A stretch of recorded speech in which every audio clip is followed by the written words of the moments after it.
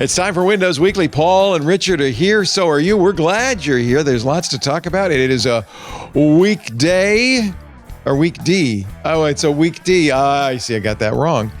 With a preview of July's Patch Tuesday as well. Cory Doctorow's got a new book out. Paul doesn't like one of the terms he uses, and it is a big Xbox segment, including a look at the cost of the Steam machine. Will you buy it? Find out next on Windows Weekly. Podcasts you love from people you trust. This is Twit.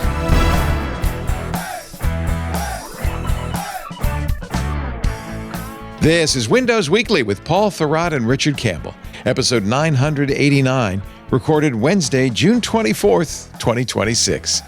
Dear Hey MSDN. I don't know what's happening exactly, but it's time for Windows Weekly. That's what's happening. Paul Thurrott is here. Richard Campbell's here. The whole cast has assembled, which means it's time to talk Microsoft. Hello, Paul. Hello, Leo. In beautiful Macungie, Pennsylvania. Thank It you. looks like Richard Campbell is, for the moment, back in beautiful Mad Park, British Columbia. Hello, Indeed, Richard. and there's a slight haze on the Oh, sky. what a beautiful day. Bit of a forest fire nearby up in Nelson Island. So, Is there excitement over the impending Canada-Switzerland very much game? so, yes, because Canada actually winning their very first World Cup game ever. It's kind of a big deal. So, And if they even tie, they go on to the knockout then round. they go So on to the knockout. Congratulations, So Canada. Everybody's excited. Yeah. Is that game during our show? Yes, that game I'm starts sorry. in 45 minutes. I'm going to be fine. Oh, it's 45. Oh, you know what? You could tune it in a few hours. It'll still be going. It'll still be you'll going be good. because those games never end. It just feels like that, actually. It Yeah. doesn't. They're only 90 minutes, technically. Technically. Let's get into the meat of the matter, as they say. Yes. We were talking earlier about strong tea, Yorkshire Gold. This is week D. How about that for a segue? There that was you pretty go. good. I mean, you had to set it up because most people were not privy to the previous I know, comment. they missed but the it's strong tea comment. It is week D, though. No, wait a minute. Is it June Isn't it? 24th? Isn't Yeah, it, Leo? I guess it is. Mm-hmm. So what does that mean, Paulie? I had to look it up. Yeah, it is. What does it mean? Yes. So unless we have scheduling problems, week D is the Tuesday of week D is when we get the preview update. That is a preview of the next month's Patch Tuesday update, right? And this is a good one in the sense that I wouldn't say there are any major changes, but there are some nice changes or some nice additions. Maybe is the way to say it. One is a feature called point-in-time restore that Microsoft actually has started documenting separately. So this is part of the Windows Resiliency Initiative that they announced about a year and a half ago at Ignite. And it is a modern replacement for System Restore, which a lot of people watching and listening probably remember. It's still in Windows, actually, if you can go find it. But this is a modern / better version. This is a weird ad for Brad's book in the middle of my article, and I don't know why. Anywho, Brad. yeah. Okay. So there's that. So that's cool. If for individuals, if you're on Home or Pro, Windows 11 Home or Pro, there's not much you can do to configure this thing. It's automatically on by default. You can turn it off. You can control the amount of storage it uses, but honestly, it manages that automatically. There's almost no reason to do it. It only holds 72 hours worth of restore points. One of them, there are a bunch of improvements, like I said, but one of the key ones is that it actually includes your user files now, which was not the case with System Restore. And you think about the way that things are in kind of the modern world, a lot of people are going to be doing cloud sync, right, with OneDrive or some other service. There are two inconveniences. One is that you cannot launch this from within Windows. You can get into settings and see the couple of settings. You can turn it on and off, and you can change the storage it uses, but administrators in managed environments have more options, for configuring. But you can only restore as of right now. I think this is going to change eventually, but you have to boot into the Windows recovery environment to do a restore. There's a bunch of different ways to do that, but in settings, you go, system recovery, I think it's like advanced or something, advanced reboot the computer, and it gives you a set of options on that blue screen that still has tiles for some reason because some things never get updated. Which Windows 8 is still out there and it misses you terribly. Yeah, exactly. Just in case, it's like lurking around the corner like a serial killer. So anyway, you go into troubleshooting. Right. We'll be full screen eventually. Trust me. There is now a point in time restore option. You can choose the option from there. But the other inconvenience is you have to type in a 48-digit BitLocker recovery code. Yikes. Assuming that a recovery key, assuming that you've encrypted your disk, which of course. Well, I did, and I've got it stored on the drive I can't log into. Yeah, so that's not going to help.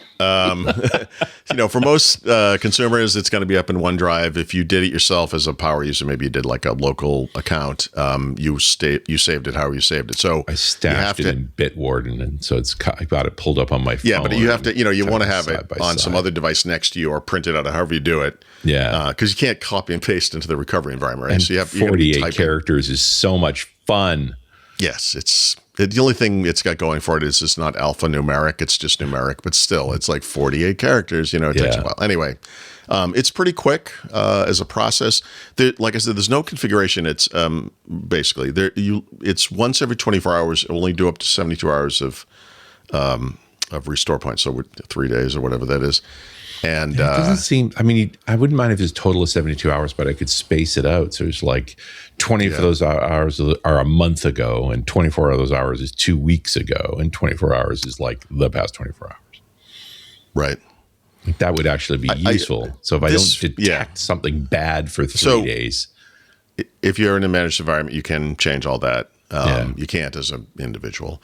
I feel like this is going to change. I also feel like we're going to see this get into Windows proper, like you do reset. You start it there, and then it reboots and goes and does the thing. But who doesn't need to hop back to an older build just because? Hey, I missed this bit of corruption, and I've been ignoring it for a week, and you're telling me you've backed up over everything. Right. Well. This is also one of several recovery tools in Windows 11 now, right? And two of them, and then soon 3 of them are actually brand new, right? For the past year. What's the other one? A quick machine recovery is now part of Windows 11. By the way, that also shipped in a slightly different kind of weird state originally, and now it makes more sense. Meaning in that case, if it was actually triggering a reboot because something was wrong with the driver, it would look for a fix, and then if it didn't find it, it would reboot and look for a fix, and it would reboot and look for a fix, and it would reboot. It would just keep going, and it's like, what? So not only does it once, and then it checks every whatever the time frame is. And then, of course, the other one is administrative protection, which is not there yet. They've taken that out or had taken it out, and it's coming back. But this is some interesting stuff. There are options to kind of fix problems with Windows that don't require you to reset the PC. I mean, I'm the way I am, and it's probably just my age. I mean, I'm just going to reset the PC all the time. I just don't care. But you can try to fix problems using Windows Update. There's a new tool for that. There's this thing. There's the quick machine recovery, which is an automatic recovery feature. So it's got, I mean, honestly, that's, for all the kind of surface level nonsense that's in Windows 11, like there's some pretty good stuff in here now from this perspective. So that's cool. The other 2 big ones are among those things that Microsoft announced as part of that pain points thing they've been working on this year. So the new version of Windows Update, we can now pause updates for 35 days using a calendar control, but then repause them as often as you want, pretty much forever.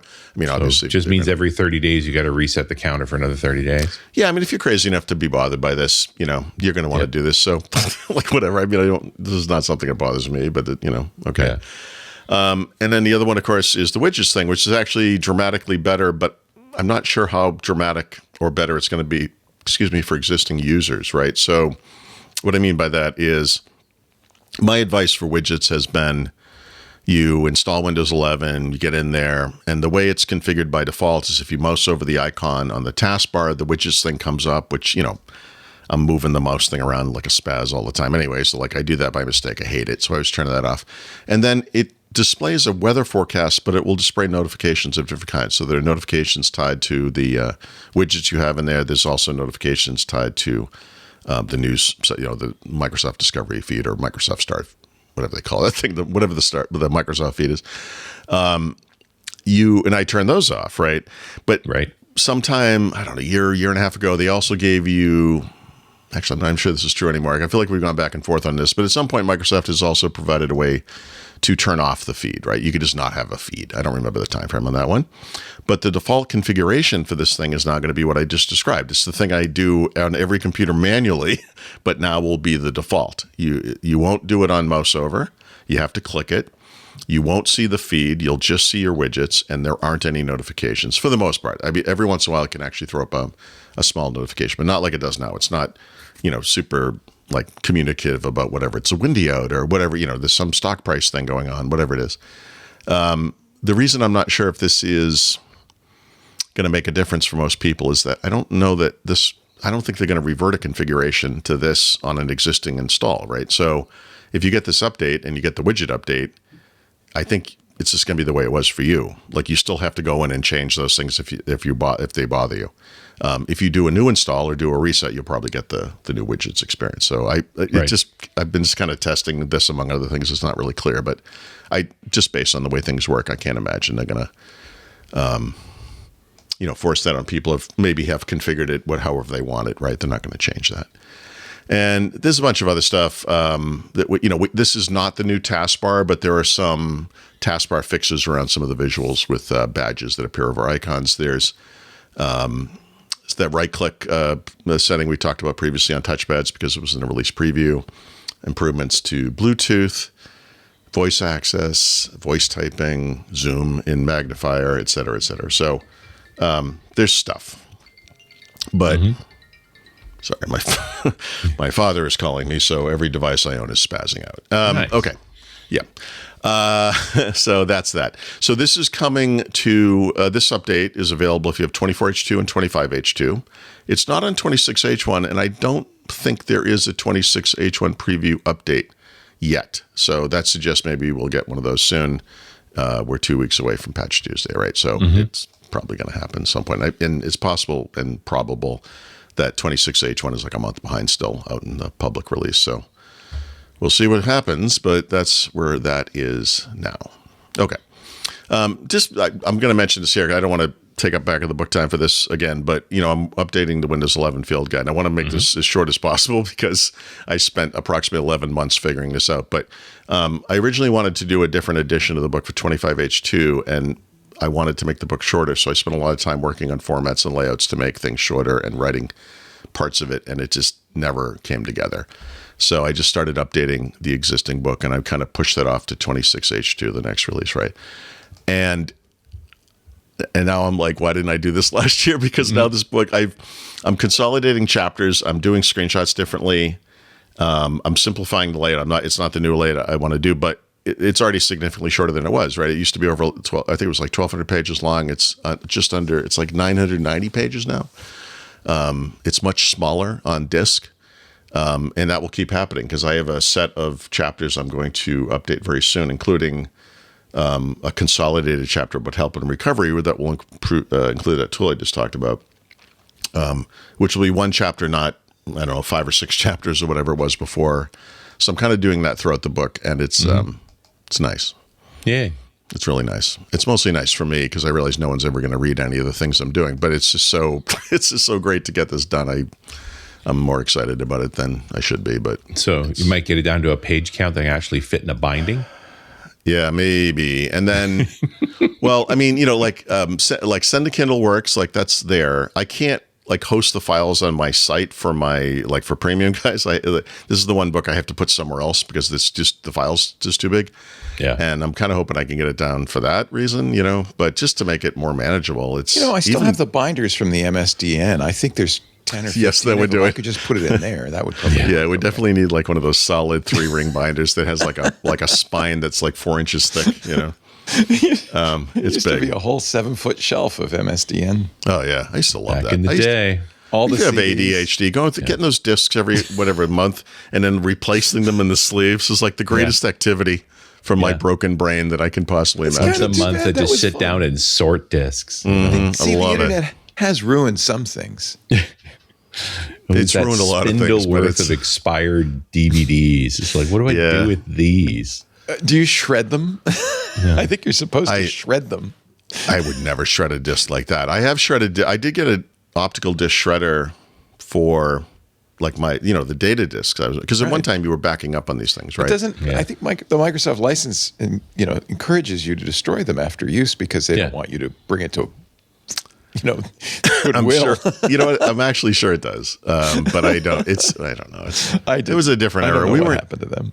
We didn't care about recycling in the 2000s or whatever. I mean, we did, but I don't know. Just ask AOL. It was a lot of discs. Yeah. That's when we had lots of plastic. That's right. That was before it was all in the ocean. Yeah. I feel like that would make good, coffee and tea mug coasters, right? There you go.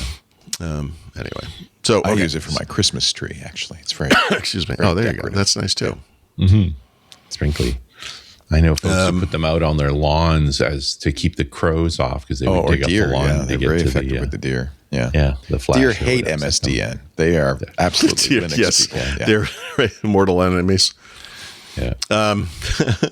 So there was one big, one set of insider releases, right? They don't do these one at a time anymore. So I think last week we had the record that was 7 builds. This past week it was 5.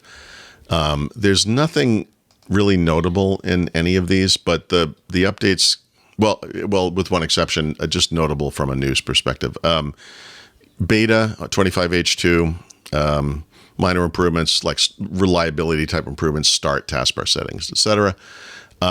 Experimental, which is 24 and 25H2. We're going to talk about that one in a second, but some of those same changes, and then minor changes to some of the secondary windows in File Explorer that make them work better in dark mode or work at all in dark mode, I guess. The 26H1 beta, same kinds of things, just reliability, small things, and then experimental 26H1, an experimental future. Who cares? You can't none of this makes any sense. It doesn't make sense to me reading it. It won't make sense to you hearing it. It's just ridiculous. But the one thing they did say, which raises some interesting questions, is that obviously I want to say it the way they say it because it's still not completely clear because Microsoft, you got to stick with what you do best, which is communicate poorly in this case. Where is this? Devices that are enrolled in the experimental channel, right? Now, in Microsoft's new scheme, there are 2 main channels, beta and experimental. Experimental used to be dev, but there's also release preview. And each of those channels actually has at least 2 sub-channels. So they don't actually address this. But if you know what experimental is, you know that there's 24 and 25H2. I don't think we wrote about this today, but I believe Microsoft is this month starting to, people always write this like it's dramatic, like force upgrade computers to 25H2, but that's ahead of 24H2 exiting support in October, right? Right. So these systems are the same. They don't just look the same. They don't just have the same features. They're literally the same. It's just a build string number. So they are doing that now. But anyway, they don't address that in the post. But if you have a computer in running Windows 11, 24, or 25H2, and you put it in experimental, this is going to shift over to 26H2 testing soon. In fact, it technically already did if you installed the latest build because it just changes the name, the version name or whatever in the about box in WinVer, however you're doing it. They also said that this thing is built on the same code base as 2425H2, right? Which is nice because that means this will be an enablement package install. Will be super simple, fast. It will still have to reboot, but it'll be quick. The bit they did not say was, well, what about the people on 26H1, right? Right. 26H1 technically is only for Windows 11 on ARM PCs that ship new with Snapdragon X2 based hardware. That's right. So where does the X1 folks end up? Are they on the X1 folks, unless they put their computer in the Insider program, which maybe is a contorted way to answer your question. They will get 26H2. Right. Yep. Okay, so it's only the X2 folks. It's only X2. Right. It's supposed to be 26 literally only X2. H1. Now there could be. Well, we'll see. So, one of the things we've speculated about this is whether this is going to become Windows 12, right? Because it it could just be called Windows 11 something, Windows 11 version ... Right. Right. Someone, I do a weekly thing called Ask Paul on Friday. It's kind of a write-in, question answer thing, and someone asked me like, what's going on with Windows 12, and it caused me to go back and look what I had written about this, and there was a period of time. And it was early 2023. Microsoft was at first rumored to be bringing out this AI stuff that was going to come to Bing, I think was the first rumor. In February, they announced that. And there were rumors that Microsoft, they didn't talk about it at the time, but they talked about AI, which became Copilot in Bing and in Edge, right? Mm-hmm. And my initial write-up about the Windows angle was like, it's interesting they haven't talked about Windows, Satya Nadella gave some interview around this time, separate from that event, where he talked about bringing AI, which again at that time they were not calling Copilot, to all of Microsoft's products. And the initial thought there was, well, this must mean like Microsoft 365, right? Which of course it did. Like they in March, I think they announced Microsoft 365 or Windows 365. Microsoft 365. In other words, like them bringing the AI like when you think about AI capabilities across Microsoft's, platforms, you're like, well, they're talking like Microsoft 365 to me was the most obvious initial, kind of thought. Yeah. But we were saying that because we figured the Windows guys couldn't get their act together. That was Yeah. But then there were these things. Remember, Panos Panay, there were two events. He stood on stage with Lisa Liu from Lisa Liu, is that her name? From AMD? Lisa, whatever her name is. Sue, thank you. And he talked very vaguely about how everything, AI was going to change everything, And I was like, okay, so AI's coming to Windows, obviously. And then there was that weird event where he went to Build. We talked about this last week, I think, and just completely blew it because they took away his keynote got hijacked. Yeah, his big announcement was gone. He had nothing to talk about. He really fumbled around. And then rather than just put his people in front and go somewhere else, he went out into the audience. People like the stage, I don't know. But Stevie Batish, it did a drive-by, literally. I mean, on the way to the airport, stopped by Build and talked for 15 minutes about AI and how we're going to have this stuff in apps. And it was awesome. It was like still to this day, I think the greatest presentation I've ever seen in this area.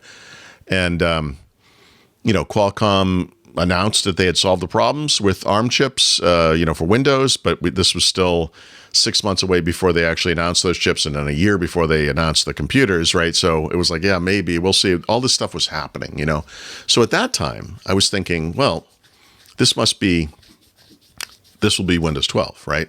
This AI in Windows thing, this is going to be the break, it has to be. But it wasn't, right? Because history shows us that Microsoft was preparing 23H2 at the time, the release that set the stage for everything we're experiencing now, where 1 month before that thing would have shipped in October, they released the final monthly update for the previous, well, not really, but the final one before the new release in September, I guess. And they just, every feature but one from 23H2 was just splashed out to the whole world in a monthly cumulative update. And this was Microsoft forcing us to get that Copilot app, right? Yep. And I left out some of the history there, but they announced Microsoft 365 Copilot, I think in March. They announced the Copilot naming thing at some point. They announced that Copilot would be coming to Windows at Build that year, right?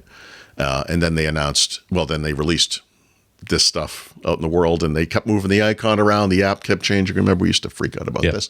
Where is it now? Yeah. It's as confusing now as it was then, actually. But when 23H2 didn't really kind of happen the way we were thinking, and then it wasn't Windows 12, I was like, and we knew there was going to be local AI, but we didn't know how good it was going to be. It seemed like, well, maybe that will be Windows 12, but that became Copilot plus PC, right? That was like the next time they could have just gone with the brand, but didn't. Copilot plus PC is really just a set of features that can run on Home or Pro. Mm-hmm.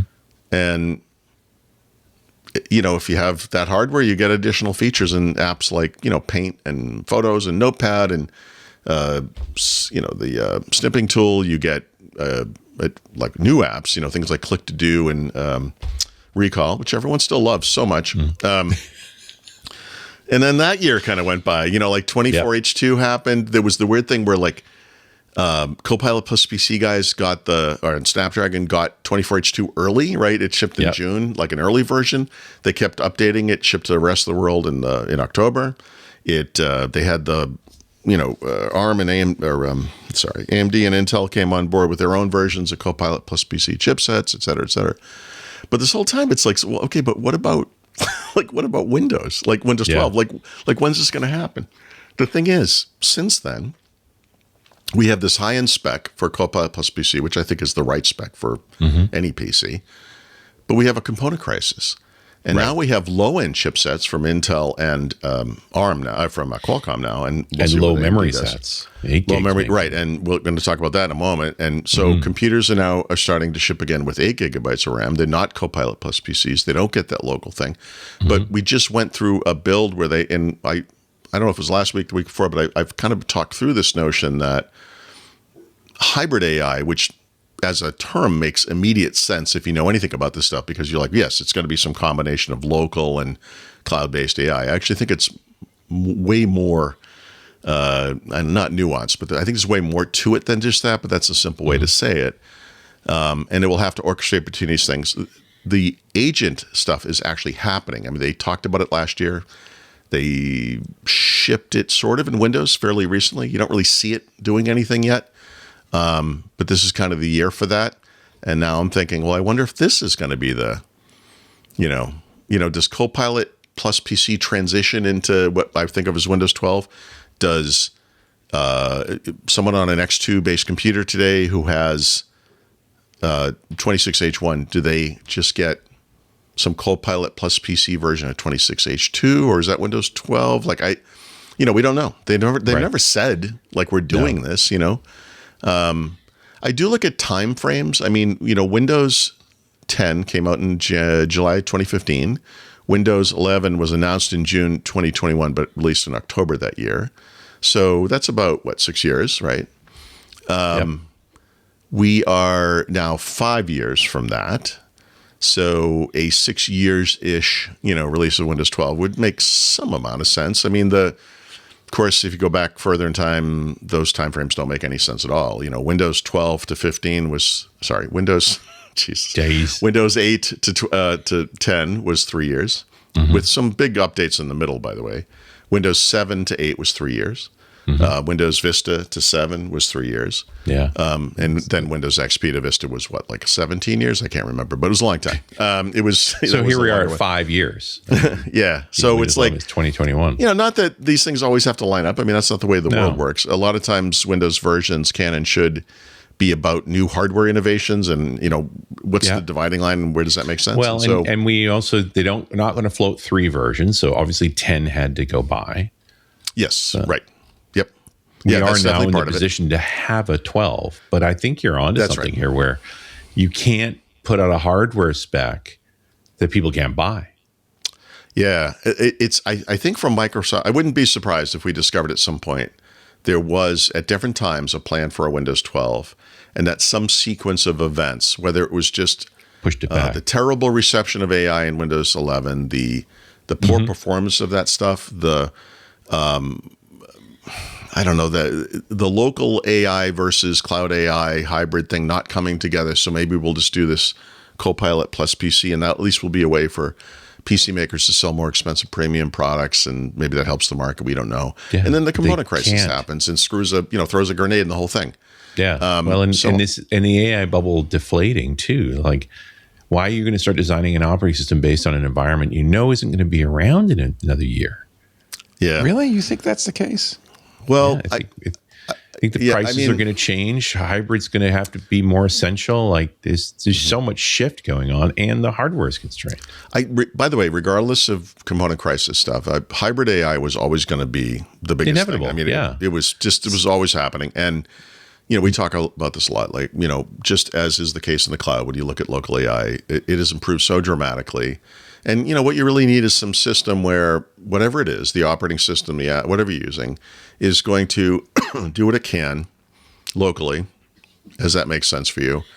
And then, in the same way that you might go into whatever system you're using, if you use GitHub Copilot, you're like, well, I have an Anthropic Cloud key or whatever it is. I can put it in there and use that. You might do the same thing in Windows. And, maybe you're getting, I don't know, maybe through a Microsoft 365 subscription, you get some stuff like you do today, actually. Maybe you can point it at a third-party AI, whatever it is. Like there'll be some system of orchestrating, which AI is used when. And I just think it's not there yet. Like, I think this is going to take some work. And so, Stevie Batish again, like the hybrid AI, I'm not even sure you use that term, but I don't remember, but I think of it as hybrid AI, whatever the wording was. My thinking now is that if there is a Windows 12, if we actually do go to this, that will be the dividing point, and that Windows 11 will continue to exist. They're doing that work this year, like Apple is doing in their platforms, to make it work better in lower end systems or systems with, lower end systems with fewer resources, whether it's RAM, storage, CPU power, whatever it is, MPU, etc. This is going to be good for people who have computers that they want to keep using, maybe, or will have to keep using, because they'll work better. So no matter what computer you have, it will just work better. So that's neat. I mean, whether it's good in 8 gigabytes of RAM, we'll see. But and then you get to this idea of you used to build the next operating system on the next generation hardware. Yeah. And how do you do that right now? Or do you dial it back? Do you? Well, so by the way, so we have the existing program we are improving, like I described. But the next hardware platform, I believe NVIDIA just announced it, right? This is the one, if you think about the difference between a computer just as a CPU, and it probably has a integrated GPU of whatever variety. They were often very crappy, and today they're actually can be very good, but they're in some range. But they don't have really MPU. There was no Intel 12th gen anything that had an MPU. Like that was just not a thing, right? So you come out with Copilot plus PC first with Snapdragon, and those, 40 TOPS MPU compared to no MPU is fairly impressive. I mean, we didn't do a lot with it, but pretty impressive. For the second Gen X2 stuff, it's 80 or 85 TOPS, I believe, are the numbers.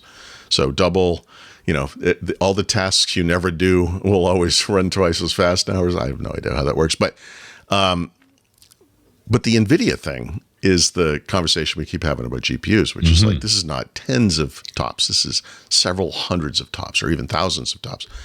And I think that's the next hardware platform. So, increasingly, I think TOPS is an not the outdated measurement. People Listen, really Mr. Megahertz Smith, I disagree 100%. Yeah, it's like the memory. It's people. No, it really more is. Memory bandwidth and memory capacity. Yeah. Because a lot of the local models you'd like to run need a lot of RAM, and RAM is, of course, a scarcity. Yeah, RAM is the bigger deal. Yeah. Yeah, and so I that's why I sort of think that that's why the initial systems they're talking about is 120 gigs of RAM on these things, right?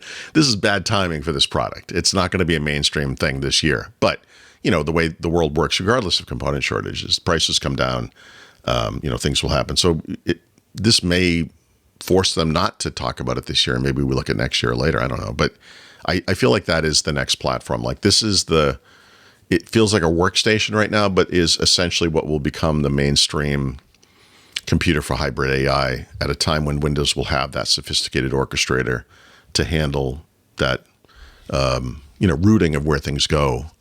And the stuff you do locally is going to be the other thing pretty that's happened freaking great on that thing, right? Since they blocked Fable, is a lot of people are looking at local. What's the best local model I can run? By the way, we talked. I think we talked about this last week, but I'm in the sense that I'm always looking for the positive in everything. You know me.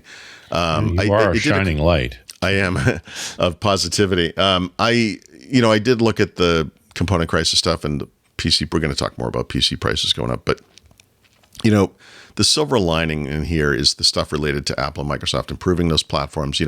When you are forced to make do with limitations, you can actually innovate in ways that are pretty exciting that you wouldn't bother even trying otherwise. And again, I'm not thanking AI for ruining everything, but if this is what puts local AI over the top, if this is what makes Windows and the Mac and whatever Apple makes and Google stuff, whatever it is, more efficient and more respectful of resources on the device, et cetera, et cetera. I mean, I'm not saying it's a net win for the whole world, but for this part of the world, it is. And I'll accept that. It doesn't matter why they did it. We're all going to benefit from it, whether we buy a new computer or keep the computer we already have. So, I think maybe this is the little push local AI needed. Certainly, NVIDIA is working to make these more efficient, but I think there's a limit. I mean, I really do. You know, Well, there is. one of the things people course. are doing now is running GLM, the GPU from ZAI model. But to run that locally, GLM 5.2, which is a very good model, it's almost Opus quality. Right. You need 256 gigs of RAM. Who has Yeah. that? It's not. And if you went out and said, oh, well, you know, it's all about tops and bought a 5090 for $5,000, that's 32 gigs of RAM. You're going to be running Gemini, but you're going to have lots of You tops. can do this. You can do the specialty version of the 5090 with 96 gigs, but that's a $10,000 this card. is $10,000. If you can find one. There's this tier, regardless of names and brands and whatever, like there is this tiered system that has existed now for 2 years between what I'll call like normal PCs and Copilot plus PCs. This new NVIDIA thing is another tier on top of that. And maybe they brand, the top one as 12 because that's what makes sense. But like I said, I think Windows 11 will, continue for, until it hits 10 years, whatever it is, for some period of time, and be the one where, it's funny because we all bitched and moaned when this thing came out, like about the hardware requirements, and now they seem quaint. And you can have a computer that has 8 gigabytes of RAM and 256 gigs of storage, and good luck. But you're not going to be running. You're not going to be Neo. Is what that's called. But And this is the world you want to bring Windows 12 into. but you're also not going to. This is a weird thing. Like, in other words, you have to pay a lot of money to get a good machine that can run local AI really well. A 256 gig computer, like you were talking about, is unobtainable for basically everybody. But there's this, right now. But if you're using an 8 gig, Windows laptop in a year or whatever it is, and you don't have an MPU, or you don't have a powerful MPU, and you don't have enough RAM anyway, it doesn't matter. You're going to be using a lot, or either exclusively or mostly cloud AI, in which case you may find yourself spending money every month on that thing, right? And so if you think about it, what's the difference between, or does it make sense that there is a difference between you have an existing computer or a cheap computer you just bought, and you have to pay, let's call it $20 a month to access whatever the AI thing is, or you spend $3,000 or $5,000 or whatever thousand on some super expensive local AI wonder thing, and you can actually do a lot of that without having to pay monthly for AI. So it's still cheaper to do the first thing. It spreads it out, which not everyone, but a lot of people do anyway. Plus, it's like a subscription thing, which we're all stupidly familiar with, and it does kind of bridge the gap for now, if that makes sense, right? I mean, there's two ways to do it, and I think eventually it will tilt very heavily toward local AI. But for now, the world is what it is. Well, let's talk about hardware in just a second. You actually have some machines to take a look at. Yeah. Let me just, sorry, Joe Esposito has a question in here that's kind of interesting. It's like, the driving innovation thing, yes, but what's this going to do to smaller players, right? Like in the market, whether they're hardware, software, whatever it is. And this is actually a big deal. I don't care about nothing, the phone maker, but they just announced their next phone is not going to happen because they can't afford the RAM, and that if they did pay for the RAM for their phone, the phone would be too expensive. No one would buy it. And that's a really good example of like an independent, well, not independent, they're Chinese, but a small company, relatively speaking, very small, who just can't afford to live in this world now because of these problems. And that's absolutely going to be part of it. This is, if you look across, we'll talk about the video game stuff, of course, later. I think we're going to see this in the PC market, and I think we're going to see this in electronics generally. There's going to be a lot of consolidation because there has to be. This is a downturn. There's no doubt about it. Yeah, it's unfortunate, but that's definitely what's going to happen. Hey, it's one of the better reasons to delay Windows 12 is we got to wait for the hardware to sort itself out. Yeah, but I would think the thing you want from a version of Windows in this world is that you can use your GPU as an NPU. Right. Just opening that whole model up. So I keep looking for some hint that that's going to change. At Build, remember, they announced, I think it was just 3 APIs, but 3 major on-device local AI APIs that were previously exclusive to Copilot plus PC will now be available to different types of computers that have a good CPU and or GPU, which can include an integrated GPU.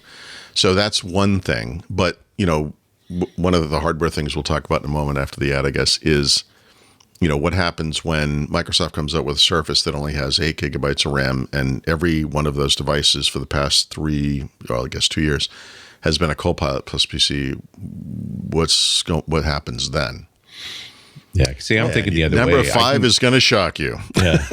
And there's another question I have, and this may be too general and broad, but why does Microsoft release a new version of Windows? What are the forces that impel it to do so? Is there? Don't answer. Yeah.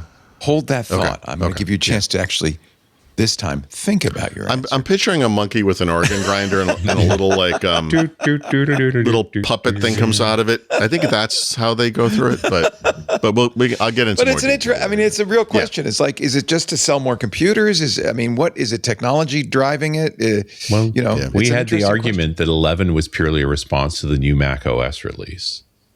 Yeah, and I think at the time we also said, and it's to help the OEMs sell computers in a moribund market because the market had undertaken. So, by the way, I do think a lot, and I think that was what Copilot plus PC was. That's a modern example of Microsoft, doing a thing. I don't know what to call it, like an initiative. There's a brand. There's a logo, and Intel does this a lot. By the way, I have an Evo PC. Yep. I mean, you see Intel has specifications for things that meet certain. Whatever, they coined the term AI PC, and that is as exciting as Copilot plus PC. It also sounds like a political action committee. Yeah, it does. But abortions are okay, right? So it's like a yikes. You went there. No, it's a. Sorry, that was an Intel joke, if you can believe it. Wow. I just say, it's not a bad thing that Microsoft will try to drive unit sales growth in the market. That's their ecosystem. Those are their partners. No, I'm not saying it's good or bad. I'm just curious. Yeah. But anyway, I think that's a big.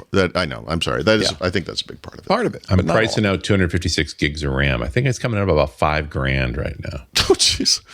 Okay, yeah, just for the RAM. Just for the DDR5. And that's DDR5. Yeah. I'm going to start just selling people old laptops so they can strip the RAM out of it. Save your old computers, kids. They're going up in value. Well, you don't have to say the computer, just the RAM. Our show today, we're going to take a break, come back. You're watching Windows Weekly with Paul and Richard. Our show today is brought to you by WebRoot. Oh, I think because as we talk about this, and new computers and all this stuff, I think sometimes people want an excuse to buy a new computer. And if your computer, is starting to heat up a little bit, it sounds like it's taken off when the fans start to spin off, but windows start to open like this. And I don't want to take this away from you. Sure, that's a good excuse to buy a new computer, but it might not be the problem. It could be that big, bloated, fat antivirus you're running. Many of the biggest name brands, and you know who I'm talking about, are bulky, they're complicated, they're full of pop-ups and upsells, and that's what I wanted to tell you about WebRoot. All-in-one digital protection for up to 10 devices with a variety of plans designed to protect you and your loved ones from digital threats. You get great antivirus, very powerful antivirus. You get identity protection too, but what you don't get the fan going with the slowdowns. You don't get the upsell pop-ups. Those drive me crazy. WebRoot keeps you protected online while staying out of your way. I'll give you some hard numbers. WebRoot Essentials, the basic antivirus, scans 6 times faster and takes 33 times less space than the average competitor. And it's still number 1 in performance compared to, I'll name names, all right, McAfee and Norton. In fact, let me give you some actual numbers. WebRoot Essentials versus Norton antivirus. Head to head. WebRoot scans 3.7 times faster, installs 35 times smaller, uses 5 times less RAM when idle. You use McAfee? All right. WebRoot Essentials is 10 times faster, 16 times smaller, 5 times less RAM when idle. And that's the difference that can make your computer feel new, even if you don't have a new computer. Just it's faster, it's easier to use because you don't have that bloatware in between you and your software. WebRoot also offers WebRoot Total Protection, which includes the antivirus, identity monitoring. You also get privacy protection, and you get cloud backup, all in a single, simple, hassle-free subscription designed for everyday life. And you might say, well, now that's going to be slow. No. WebRoot Total Protection, all of that, ranked number 1 overall when compared to the top competitors, 7 times faster than the average competitor, 3 times smaller than the average competitor on the hard drive. There's one more thing you might want to consider. As we've been talking about, AI has completely changed the cybersecurity game. Scams are smarter, malware is faster. Those phishing emails look shockingly real, but the good news is you don't have to be a tech expert to stay ahead of it when you use security that can keep up with AI threats. A lot of the free antivirus tools and the older security programs just don't even know about AI. WebRoot is built to counter modern AI-driven attacks. So, to summarize, it's fast. WebRoot's lightweight. It's designed to spot threats before they ever reach you. Live a better digital life with WebRoot. WebRoot is offering our listeners an exclusive 60% off offer. Visit webroot.com/twit to learn more. That's webroot.com/twit. We thank them so much for their support of Windows Weekly. Leo, I'm going to follow your advice, and I'm going to lead a more bitter digital life. Lead a bitter I feel like that's life. been my thing. I've been kind of on that path. I think you've Kind already of a specialty, really. Yeah, you're leading the way on that. Yep. I am a trailblazer in bitterness. Let us talk a little bit about hardware. In this Windows 12 mode. Actually, Right. do you want to answer that question that I posed before we do that? Like, why? Yeah. Why Yeah. Windows? Why would you want to release Windows 12? So first you get a roulette wheel, and Nice. no, I don't know. I mean, it's I think there are different reasons at different times, and there are combinations of reasons, right? I mean, if you go back to the 90s, one of the things everyone would have said about Windows at that time. One of the things, it was like ahead of the hardware. Like, this thing will run awesome when we have better hardware. Was The a next thing for a hardware, while. yeah. We have not had this problem for a long time, right? No. I mean, It's been true essentially since 2000. Yes. I mean, and if you in this place, I have dozens of like Intel Core 12th gen, 13th gen, 11th gen, somewhere in there, varying amounts of RAM, hopefully usually 16, I would think. Those run Windows great. It's a weird thing. I mean, I'm always moving on to the next thing. That's part of my job. But, I bring up some of these computers for, doing screenshots and things. Of course, now with the stuff they're doing in Windows, you kind of will look at that, whatever. But that hasn't been a reason for a while. Sometimes there are hardware innovations. Sometimes there are competitors like Apple. Apple comes out with OS 10 in 2001 or whatever. They're doing hardware accelerated graphics. Windows is doing bitmap graphics where the icons are literally a specific size at a small size. So they look terrible when you scale them up. We've got like high DPI screens. We've got multi-touch screens. We start doing smart pens. Whatever the thing is, you would. Sometimes Microsoft responds, just to look at them, to market things. Sometimes they actually are on the leading edge of it, trying to push other PC makers or whatever to adopt new things they see as being kind of interesting for the future. Sometimes these things fall flat in their face. Sometimes they go absolutely nowhere. I would say, maybe I'm an outlier. I don't know. But the way I use a computer today is not that different to how I did 20, 25 years ago, really, right? Sure. I mean, we have thinner, lighter, faster computers. There's more RAM, there's more storage. The cloud sync thing has been really nice. Like, that's a big deal, I think. But for me, multi-touch, tablet, smart pen is kind of came and went. If you are someone who likes to take notes or write by hand, that's not true. If you're an artist, that's not true. So those things are still out there, and they're still, they still work really well. Obviously, of course they do. They don't decline in functionality per se. But if you had asked Bill Gates in 2003, he would have told you every computer in the future is going to be a tablet PC computer. And that's not the case. That didn't happen. So now the panic in 2010, 2011 to make Windows 8 to counter the tablet just overestimated the impact the tablet was going to have. Yeah, I think, So the thing to be fair to them, Apple that was the third of three enormous innovations, or however you want to say that, out of Apple, right? The iPod first, which is a classic Apple product in the sense that they did not invent this technology. Nope. They just looked at the market and said, we could do this better. Yeah. They did the same thing again with the well, iPhone, and really obviously. what made the iPod profound was the 99-cent song, which, largely Jobs convinced the music industry to its detriment. Music industry did not. But remember, it want to do also that. had what was the size of the SSD? Toshiba had made a bunch of these. Yeah. So they had a terabyte drive that Actually, they it was bought. a hard drive, if I'm not mistaken. Yeah. I think Yeah, it it was was a a little 2.5 inch But they hard never drive. said hard the drive. capacity. They only said 1,000 songs in your pocket, which was brilliant. Yeah, but we could have. So it must have been a. It was a whatever terabyte. It was a terabyte. Yeah. We know So now. in that size, in something that could make sense, so you're going up against flash-based devices that are clunky, that have only 16 gigabytes of storage or some stupid amount.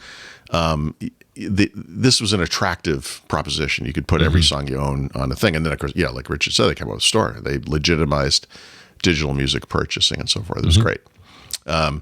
They did that. And it's like, okay. And that, there was a period of time there. iPod was over 50% of their revenues. I mean, the iPod they were the iPod company, until they weren't, because they came out with the iPhone, and the iPhone was stratospheric. I mean, that just took it in a different direction, but Changed the world. it's a phone. So it's not a computer. I mean, it is a computer, right? It is, but it's not a it became the not a principal traditional computing computer. device for most people. Yep. Yeah, which is something they were talking about this in the Discord, and this is something I bring up all the time, which is, is it better to start with something simple as a platform and then build capabilities on top of it? You could make the argument kind of Apple does that sort of with the iPad maybe. Or is it better to start with something complicated, which Apple also did, by the way, with Mac OS 10, which came from Next Step, which came from Unix or Mac kernel, Unix, whatever, or FreeBSD. BSD. And Windows, we did this in, we have NT, we have like regular Windows, NT Windows, and then we have like Windows CE and Windows Mobile. And, we're cutting and cutting and cutting and trying to get to this thing that makes sense. There are different ways to do it, right? And then, of course, now we have AI. So now we can just tell AI to do it, I think was what someone was trying to say, which is kind of funny, which is, we'll see. But I don't know. What I do know is that for some unknowable period of time, we're going to be suffering through this component crisis. It's raising prices dramatically. And it does derail the need for a new OS. And I would double up on knowing that AI is going to go through major transformations in the next year or two. Why would you try and design an OS against the current state of it? So this is a pick your parallel to the past kind of a contest, right? Yeah. So Microsoft at any given time has had a couple of different versions of Windows in the market being supported at the same time, right? The most dramatic version of that maybe was when they had NT and DOS-based Windows at the same time. There was this, you could see how they differentiated it. You needed a really powerful computer to run NT. And so they, 9X and whatever the DOS versions of Windows were for consumers. And then this other thing was for businesses and, workstations and servers and that kind of thing. And you could make a pretty good argument that this is an environment to do that as well, right? If Windows 12 becomes the thing that was NT, we keep selling Windows 11 and improving it, and it runs on normal computers as we think of them today. We are counting on, just as they were counting on with NT, that prices will come down on this expensive hardware. The capabilities will continue to improve. And hopefully that doesn't happen in 5 years. Hopefully it happens in a year or 2 years maybe, but we don't know, so... Look, there has to be a reason Microsoft has been so weird about this. That's the thing that kills me. Like, they've just never not been vague about it. So I don't know. We have 26H1 and they're like, we'll get something. We're just not going to tell you what it is. Okay. Like, I don't know why. Like, what? Can you just tell us? I think it's tied to the NVIDIA thing, but, anyway, we'll see.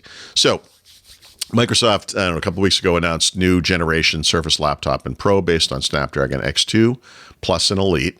A couple of weeks or 3-4 weeks, whatever it was before that, they announced the new versions of those products for business based on Intel chipsets.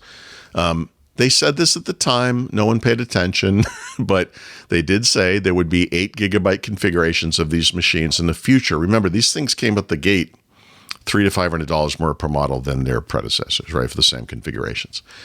And, because of this component crisis, because Microsoft is essentially a boutique PC maker, they said, look, we don't have them now, but we're gonna release these things at some point. And I have to be honest, I thought they meant in the fall, I didn't think it was going to happen, but they just quietly added those configurations to their Surface.com website. So if you look at the latest Surface laptop and Pro, you can now buy 8 gigabyte configurations with 256, he says, learning the language, gigabytes of storage. If you're buying a laptop, it's $950 is the starting price for that. And if you're buying the Pro, which, by the way, does not come with a keyboard, $850. To go from that to 16 gig, you have to do 2 things. One is, well, you have to pay more. Sorry. I mean, you pay $300 more, right? But you also only get the 8 gig configuration in a single color choice, which is one of the other weird problems of Surface, right? Like when I bought my Surface laptop 2 years ago, what I wanted was a platinum colored 15-inch Surface laptop with 32 gigs of RAM and 1 terabyte of storage. And that was not, they did not sell that product. I could get it in black, or I don't know if they had another dark color. I don't remember what it was, but it was a color I did not want. And that's what happens, and they don't sell a lot of computers. So you don't really get a lot of these choices, which is kind of terrible. If I didn't make this point last week, I do want to make it again. Lenovo has I think it's a 15.3 or 15.5 inch laptop, Snapdragon X Plus, 16 gigs of RAM, 512 gigs of storage that you can buy right now from their website for $849. That is the same price as a 8 gig Surface Pro with no keyboard. It's $100 less than an 8 gig Surface laptop with no keyboard, and it's an awesome computer. That's and that's just one computer, but it's a really good example of a rare deal that exists today. It's been here for months. I don't know how it's not disappeared, but there it is. That's a better computer. It's also made by a company that knows how to make computers. Just throwing that out there. But the one, I keep holding up Apple, but Tim Cook really as the company / leader, for lack of a better term, who has the firmest grip on hardware component availability, pricing, et cetera, right? They sell in such huge volume, they get preferential pricing and consideration, except now they don't, right? It turns out NVIDIA spends more at TSMC and wherever else, and spends more with the companies that are making memory, and spends more, in a couple of other places. And now Apple is, they're on the bench. And, Tim Cook gave an interview with the Wall Street Journal where he said price increases are inevitable. There is some thought that could happen before the next gen devices come out in the fall. There is a Prime sale thing going on right now. If you have your eye on any hardware and it's on sale, you might want to think about it. Because I think these things are all going to go up pretty dramatically. And if I remember correctly, the Wall Street Journal had a nice, I do remember correctly. There's a nice chart where they show all the components in the phone. And if there are 15 of them, the price doesn't change on 13 of them, but the RAM and the storage go up, not exponentially, but dramatically, like 5x. And so their estimate was that new iPhones, for example, are going to have to be at least $200 more per model for the same configuration this coming year compared to last year. That's Apple, though. And that's the thing, when people look at like Surface computers and like, this is out of whack, what's going on? It's like, you got to remember, they're not getting preferential pricing. Apple is, and they're still those prices are going to go up pretty dramatically. I'm really curious to see what this world looks like. It's going to be ugly. So I don't know if I answered. If anybody can get a deal on hardware, it's Tim Cook. That's his claim to fame, right? Oh yeah. Yeah. I mean, look, I get notifications on my phone when my dad calls, my daughter texts. He gets them when the component price of something goes up by a cent and some spreadsheet changes. Mm-hmm. This is where his head is at. He's really good at this. Yeah. And Apple has the scale now where they can just do what they can do. But Apple suddenly is not number one in this capacity, which is kind of interesting. Maybe that NVIDIA computer will be cheap. They're getting good component prices. I don't know. Yeah, but I don't know why NVIDIA would bother building a computer right now. I know. When they just need to ship their cards, which is what everybody's demanding of them. Right. Why I saw a expand headline. the They have line? that Spark. I mean, right? They have that's reference models. Someone I'm not outing anyone for. I'm sure they're making a good point of some kind, but the headline was something like, NVIDIA's real advantage isn't hardware, it's software. And it's like, no, it's hardware. it's software it's too. hardware. No, it's CUDA because I know. That's what I meant. a proprietary lock into their hardware. But you have to they have so many units out in the world that this has become the lock-in, right? It's CUDA, but it's, yeah. I mean, they're so popular that having CUDA compatibility, which I believe is essentially what they're doing on the client, right? With this new generation of computers and chips, is interesting. But I don't see any CUDA. I mean, you can't do CUDA on like AMD hardware, right? No, or in fact, ARM. there's models I can't run because I have an AMD Halo Strix computer, and it doesn't do CUDA. Right. So that is a lock-in. I mean, there are a lot course. of models that work best with CUDA. I mean, we've never heard of a hardware company doing lock-in through software before. Apple's working as fast as they can to do the same with MLX, right? That's their version. Of course. And people, because there were a lot of Mac Minis and Mac Studios sold, and because of their bandwidth, the memory bandwidth's quite good on Apple Silicon. But geez, I mean, I think that actually is the primary advantage there, because I don't actually think their silicon is particularly good. Compared to the best NPUs and GPUs out in the world. I mean, whatever. I'm sure they're good, very good, but like I don't think they're well. Steps And normally above we never else. press against those limits. So, Right. It's only because of this particular workload that suddenly we care about memory bandwidth rates. And We've seen little things like this from time to time, and these are going to become more pronounced. Like, I'm not going to get this exactly right. It might have been as recent as last year. No, it wasn't. No, it was either the Pixel 9a or the 8a.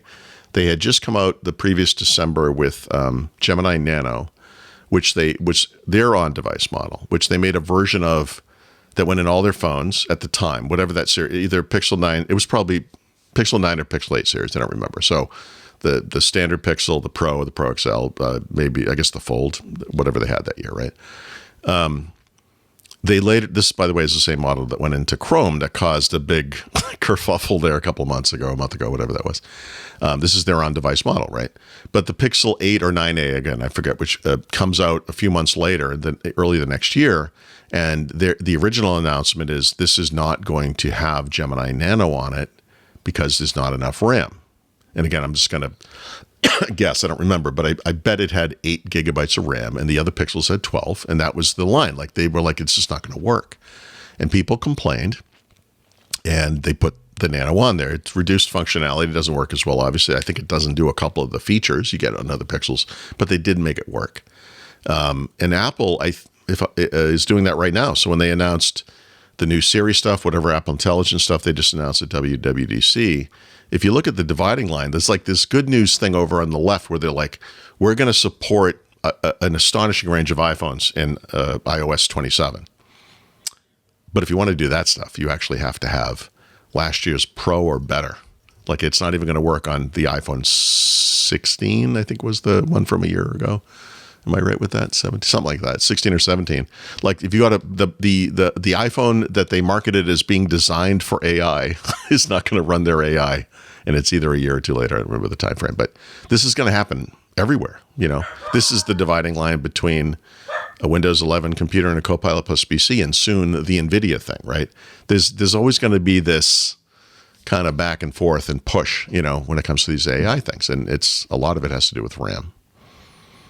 So this is a tough time to be scaling back to gigabytes of RAM. It's just so weird to me. But I blame the AI data centers. Of course, as you should. You're watching Windows Weekly. That's Paul Thurrott to my, to your right, my left. And to his right, left, up, down. It's Marcia Brady? No, I'm sorry. That's Richard Campbell. What's he doing up there? From runisradio.com. I think we have to get Cory Doctorow on pretty soon. I didn't realize he's got a new book out. Oh, you're going to have him on soon because it's just like you get.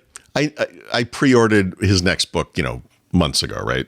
And shitification was such a big thing, and but I did know because I watched a lot of interviews with him, and he just says the same things over and over again. He's a very good public speaker in that way, right? He has, he latches onto these kind of terms and phrases and things and whatever. It's fine. I'm not complaining, but you hear the same thing again and again. But as he's moving to the next thing, the whole time I'm like, this is not. It's not that he's wrong about anything. It's just that he, every once in a while, someone will come up with a term that's perfect, right? And let's give Microsoft a little credit. Copilot was that term for AI. It made, at the time especially, it made sense. It's like this thing that's going to work next to you. It was GitHub's term, right? Okay, but they beat it to death. Was it GitHub's term before Microsoft acquired them? No, but it came out of GitHub, which is GitHub was the independent entity, entity, right? Right. Yeah. And then someone over there obviously was looking at this and was like, this is we should use this term. It's a great term. It's a good term. Enshittification is like that. It's a good term. It's one of those things where I know some people, it offends some people. I guess it's a little crass or childish or however, but I'm sorry. It's plain spoken and it's immediately obvious what it is. And as soon as you understand what it is, you see it everywhere. Like it's perfect, right? But now he's looking at what he thinks of as like the post-AI world, which is not really the right way to describe it. But we've shifted into this. We're in the AI hype cycle. It's a bubble. It's going to burst. Whatever's going to happen. But as was the case with previous bubbles, there's good and bad things that come out of it. But the term he came up for this is just like, it's like, how could you be so wrong on this when you were so right on the last one? We understand it's not going to be a hit. Like you're never going to duplicate it. But the term he uses is reverse centaur.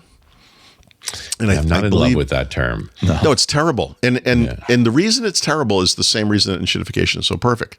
Because you have to explain it. Yes. It takes a bit. You have to explain what a centaur is. Right, not first. Mythologically, but in the world of automation is where this comes from. And then you reverse it, and that's reverse centaur. And you're like, no, I understand it. I'm just telling you I hate it. Yeah, and it's terrible. And I hate it because it's just not good. I don't mean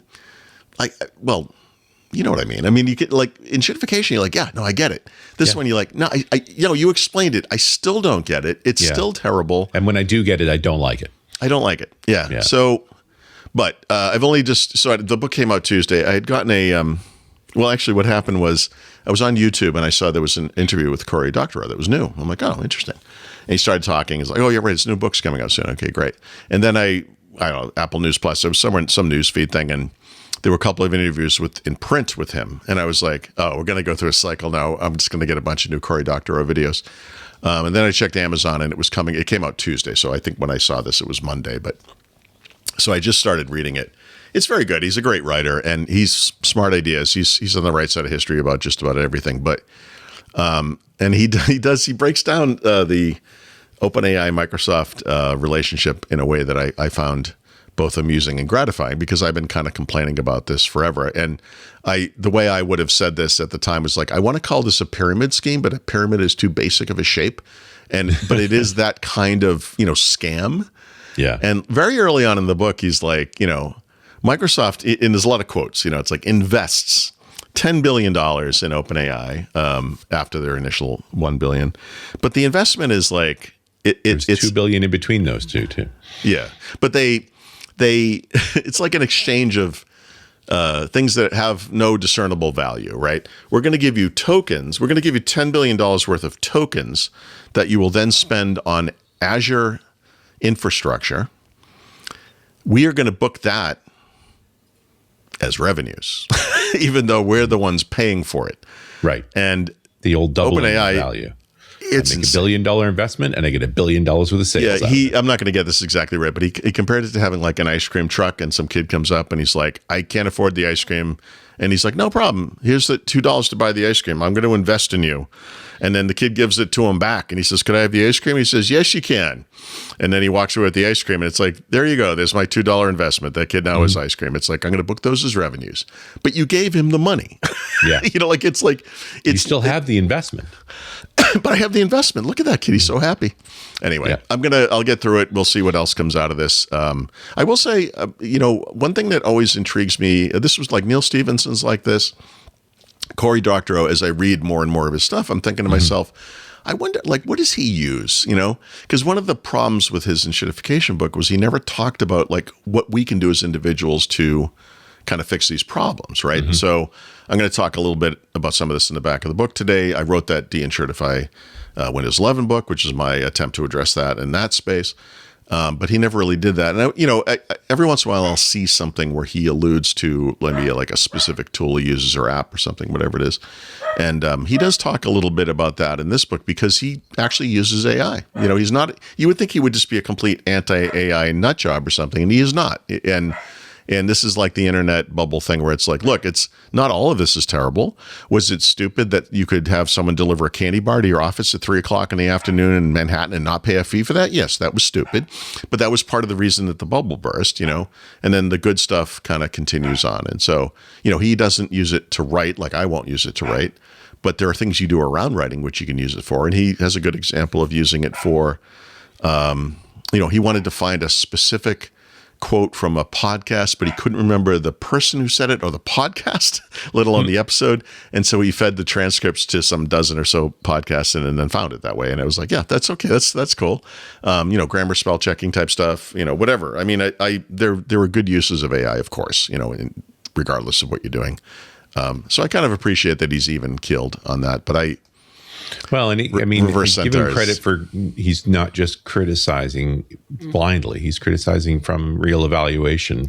He has the history and examples to make his points. Mm-hmm. He's not pulling ideas out of the sky. But he also does tend to do, when you do hear about his stack, it is a lot of offline stuff and open source stuff, and he does try and minimize the amount of surveillance he's undergoing. Wherever we're at in the privacy, whatever thing, like the fact of the matter is we have a couple of choices on mobile that are mainstream and then a couple of really far out there choices. And on desktops, the choices that used to be really far out there, like Linux, are now much more mainstream and more approachable. They're still not the type of thing I think my wife or brother or mother or whoever would use, but those things are better than they've ever been. I think that's really cool. And so the thing is, you have to make this, we're making this little deal with the devil every time we do anything. If I get in the car and I want to drive somewhere and I'm using Google Maps, I do that with the understanding that this thing's tracking me. It's selling that information to advertising. This is part of what it's doing. It's putting me in front of advertising. You see in the map surface itself. We all understand it to some degree. I don't think we all understand how bad it is, but we have an understanding of it. I think AI is causing the same dynamic, where people are like, at first it was just free all the time, maybe, or some low monthly cost. And now they're like, oh no, we got to actually charge you for how much this thing costs. And yikes, it's like, oh, yeah. I see. This is a problem. I mean, the interesting part about this is, should OpenAI collapse and that investment becomes worth nothing, they still made $10 billion in sales. Also, I would just say from Microsoft's perspective, they didn't just throw away $13 billion. They have the assets. I mean, they have, they are building stuff off of that today. Yeah, they're busy building their own models. They've learned from OpenAI. Yep. Their dependence on OpenAI is largely, I think, gone at this point. Well, even if it isn't, I mean, if OpenAI just closed up shop, I mean, they still have the models. Yeah. They could, at that point, I suppose they could do what they wanted with them. Maybe, I don't know, but what they would do is get a whole lot of compute back. Right. Which, by the way, they spent 2 years doing anyway, right? Like through various well, then throw in. It seems pretty obvious to me that M- is just trained off of Claude Mythos too. So, like, Microsoft's done a good job of getting their own versions of everything. Oh, is that true? So, you think M- was trained from Mythos? So they have not said. That's interesting. They've not said that. What they have said is that maybe M- is basically an orchestrator that works against multiple models. There's no doubt that Fable or Mythos or whatever is the center of it. I mean, there's no doubt. But there's also no doubt that they're working on their own models. And look, in the same way, we just talked about this. So as long as that API from M- that's calling Mythos has an American passport, it should be fine, right? Your understanding of technology astonishes me. Yes, the answer is yes. No, but I mean, as models improve, because of the nature of this tool, it's going to evolve to, we'll work with whatever the better tools are at the time. So I think a big part of their initiative to have their own foundation models will include having models that are for security. When I was talking about the most recent one was Apple did WWDC. There's an update to Xcode that's in beta now. You can install it. It has an integrated AI functionality. It's not just a sidebar. You can plug in your own AI if you want. You can build an app with it, right? And it works really well. And part of the reason it works really well is the same reason that what Microsoft announced at Build and what Google announced at Google I/O, same exact idea, which is we have a model that's specifically for coding, but we're also using the terminology differs, but it's a way to ground it in only the documentation for that language and or framework. And you don't get the mistakes like I used to see, like late last year when I tried to use Anthropic Cloud to do Windows App SDK programming. It kept making mistakes. Remember, I ran out of my free allotment in November, and it was like, no, you ran out of my free allotment. Like, all you did was make mistakes and then tell me I had no more space left. It was because C# is the language. It's common. XAML's common. But Windows App SDK and WPF look a lot alike. And so when you're just blasting out to the web looking for answers to questions, you're like, oh, yeah, you just use this control. And you're like, no, you don't. That does not exist in the Windows App SDK. It's making that mistake. So when you ground it in the actual documentation, it works really, really well. And I think that's kind of the model they'll follow for M- and for whatever security models, right? Same kind of thing. He says confidently, like he knows anything about anything. Yeah. Anyway, there's last also week, that great Bloomberg graphic talking how NVIDIA, took the page out from Microsoft and is doing the same thing, only they're picking little AI startups and investing in them, who are then immediately turn that money into orders for NVIDIA chips if and when they ever take delivery of them, which is a separate issue. Is the word term circle jerk too crass?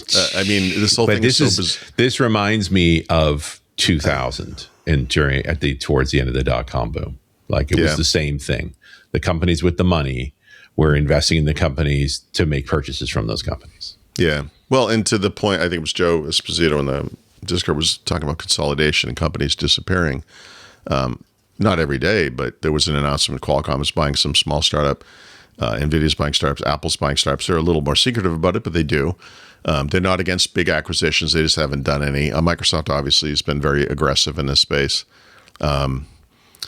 Google's doing the reverse. They're giving all their executives to other companies, but they are also, I think, are buying companies here and there as well. I mean, this is what the rich get richer. I mean, if you're lucky as a company and your goal is to kind of cash out and be successful, this is not a bad outcome. If you're an end user and you want to have variety and choice and open and closed alternatives, et cetera, this could be a dark time. We'll see. But I do think I think the one thing saving grace for all this AI stuff is that we'll always have open options. The local stuff's only going to get better.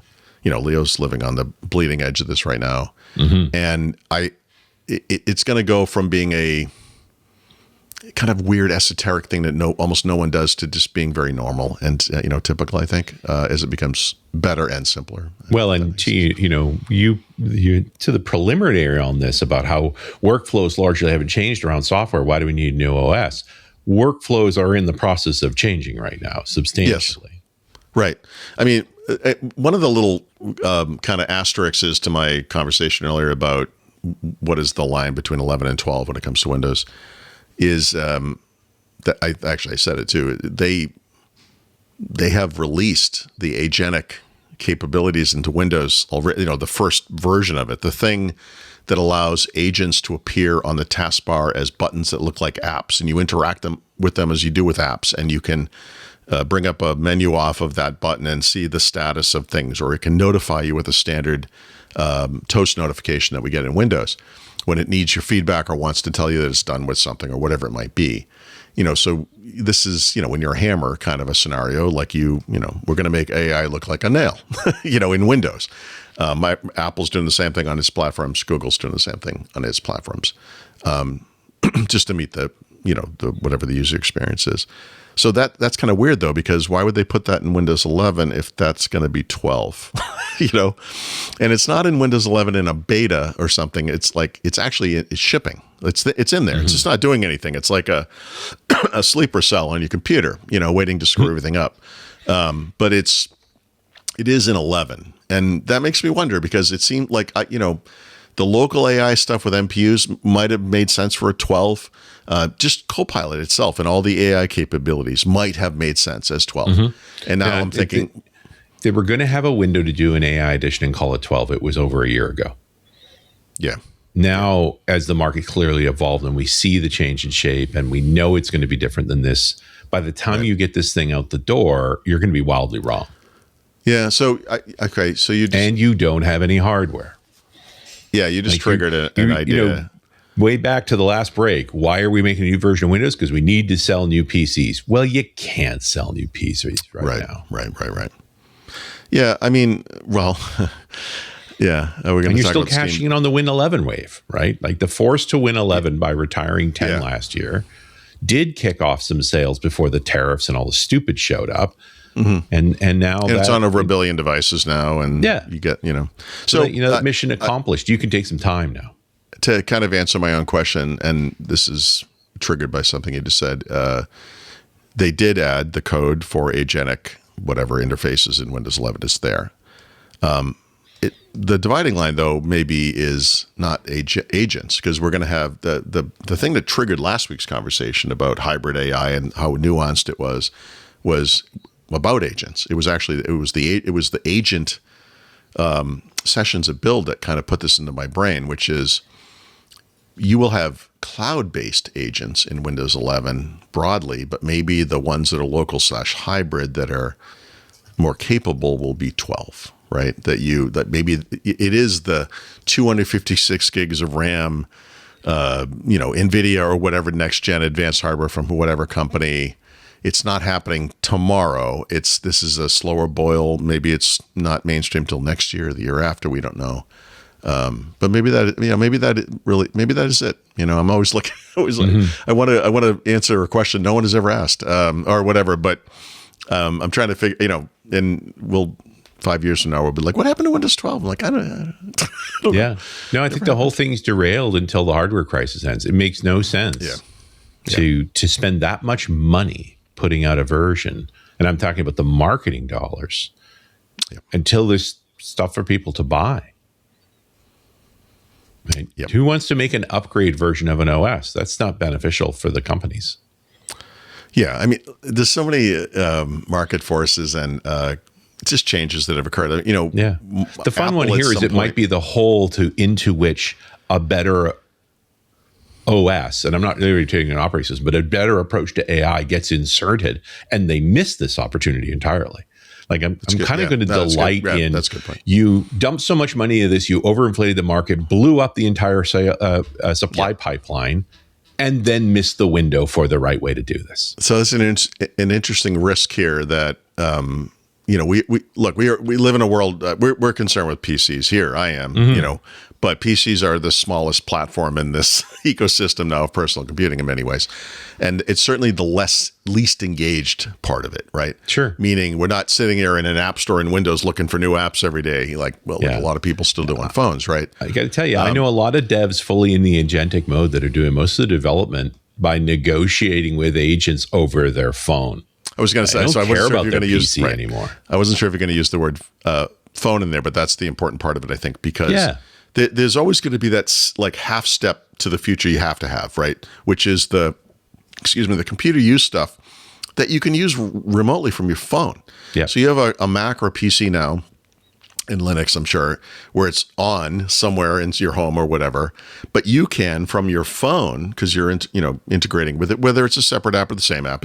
Like I think Cloud uses the same app, and maybe I'm reversing this. I know like OpenAI I think has different apps. I don't remember, but it doesn't matter.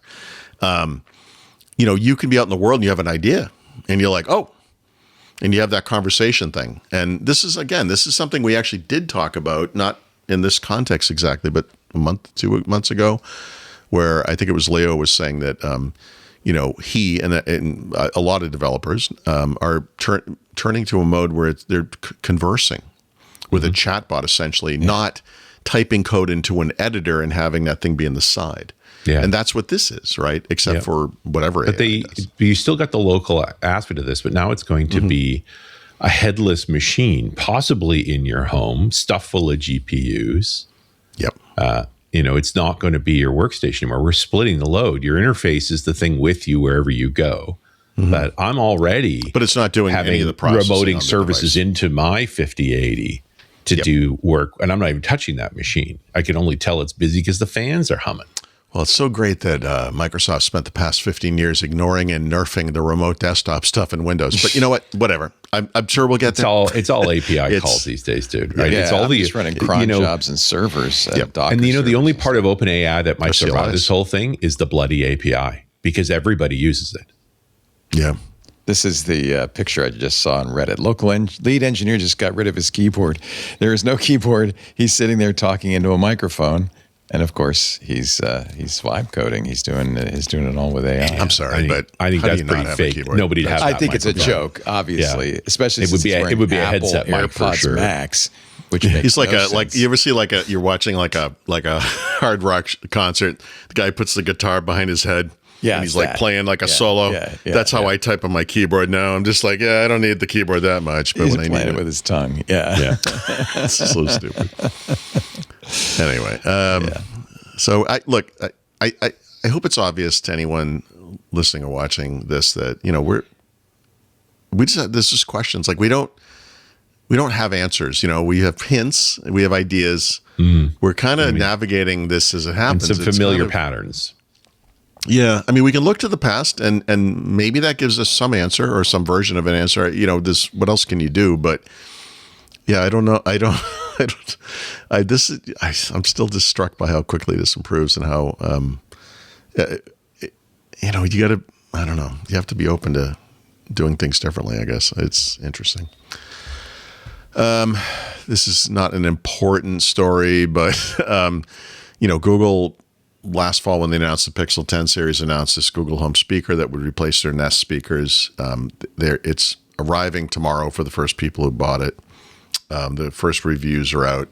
This thing is about somewhere right between a Nest Mini and a Nest Audio, which was that one they had for 7 or 8 years and never improved once. I don't know why anyone would buy this thing, frankly, unless you just need a thing in your house to talk to when you're a Gemini ecosystem person, right? Because if you'll have it on your phone, you'll have it on your watch. I'm not sure, you need another place to have a Matter hub that's a microphone or something, but it would do that. I can assure you the sound quality is not going to blow anybody away. And I'd love to know why Apple and Google both don't make home theater setups where you can have 5 speakers or something and have it be some awesome Dolby Atmos thing, but both of them just do stereo pairs. And then some version of AirPlay Google Cast where they're just playing the same thing, but they're not, working in concert, right? I don't quite get that. If you care about audio quality, you're not buying the Apple or Google products. You know what I mean? You're buying whatever it is, a Sonos, Edifier. There's a lot of third-party stuff now. And if you want an actual smart speaker, I guess it's out there. But this is the Gemini thing, and the thing that's interesting about this to me is, and I bought one. I'm going to review it and look at it just to find out what's going on here. But and because I hate money, this is the difference between Google Assistant and Gemini, right? Writ large. Just like if anyone's been using like iOS, especially 27 beta or iPad OS, Mac OS, I'm probably going to write about this soon. But Siri, which I hesitate, shouldn't have said it loud, but is, the sad stepchild that what everyone was embarrassed by for the past 15 years. I'd say it's pretty good now. And that's an interesting. It's often by mistake. That's how Siri works. But I also, because exactly. It comes up all the time. But we were away last week, and I used it to find things to do a couple of times. I did it just to, you do that standard. Hey, I'm going to this place for this amount of time. Can you give me the top, whatever it is, 10 sites, best places for local food, blah, blah, blah, whatever. And, these things, if you've ever done this, and I think everyone kind of has, you get like a nice report and it's really nice looking and whatever. And it did that. Like it writes very confidently and happily. It's just sometimes wildly wrong. Well, the stuff I've done has been fine. I would say my interactions with Siri prior to this were universally terrible. and were always some version of it coming on when I didn't want it to, or it telling me it couldn't understand anything I wanted it to do.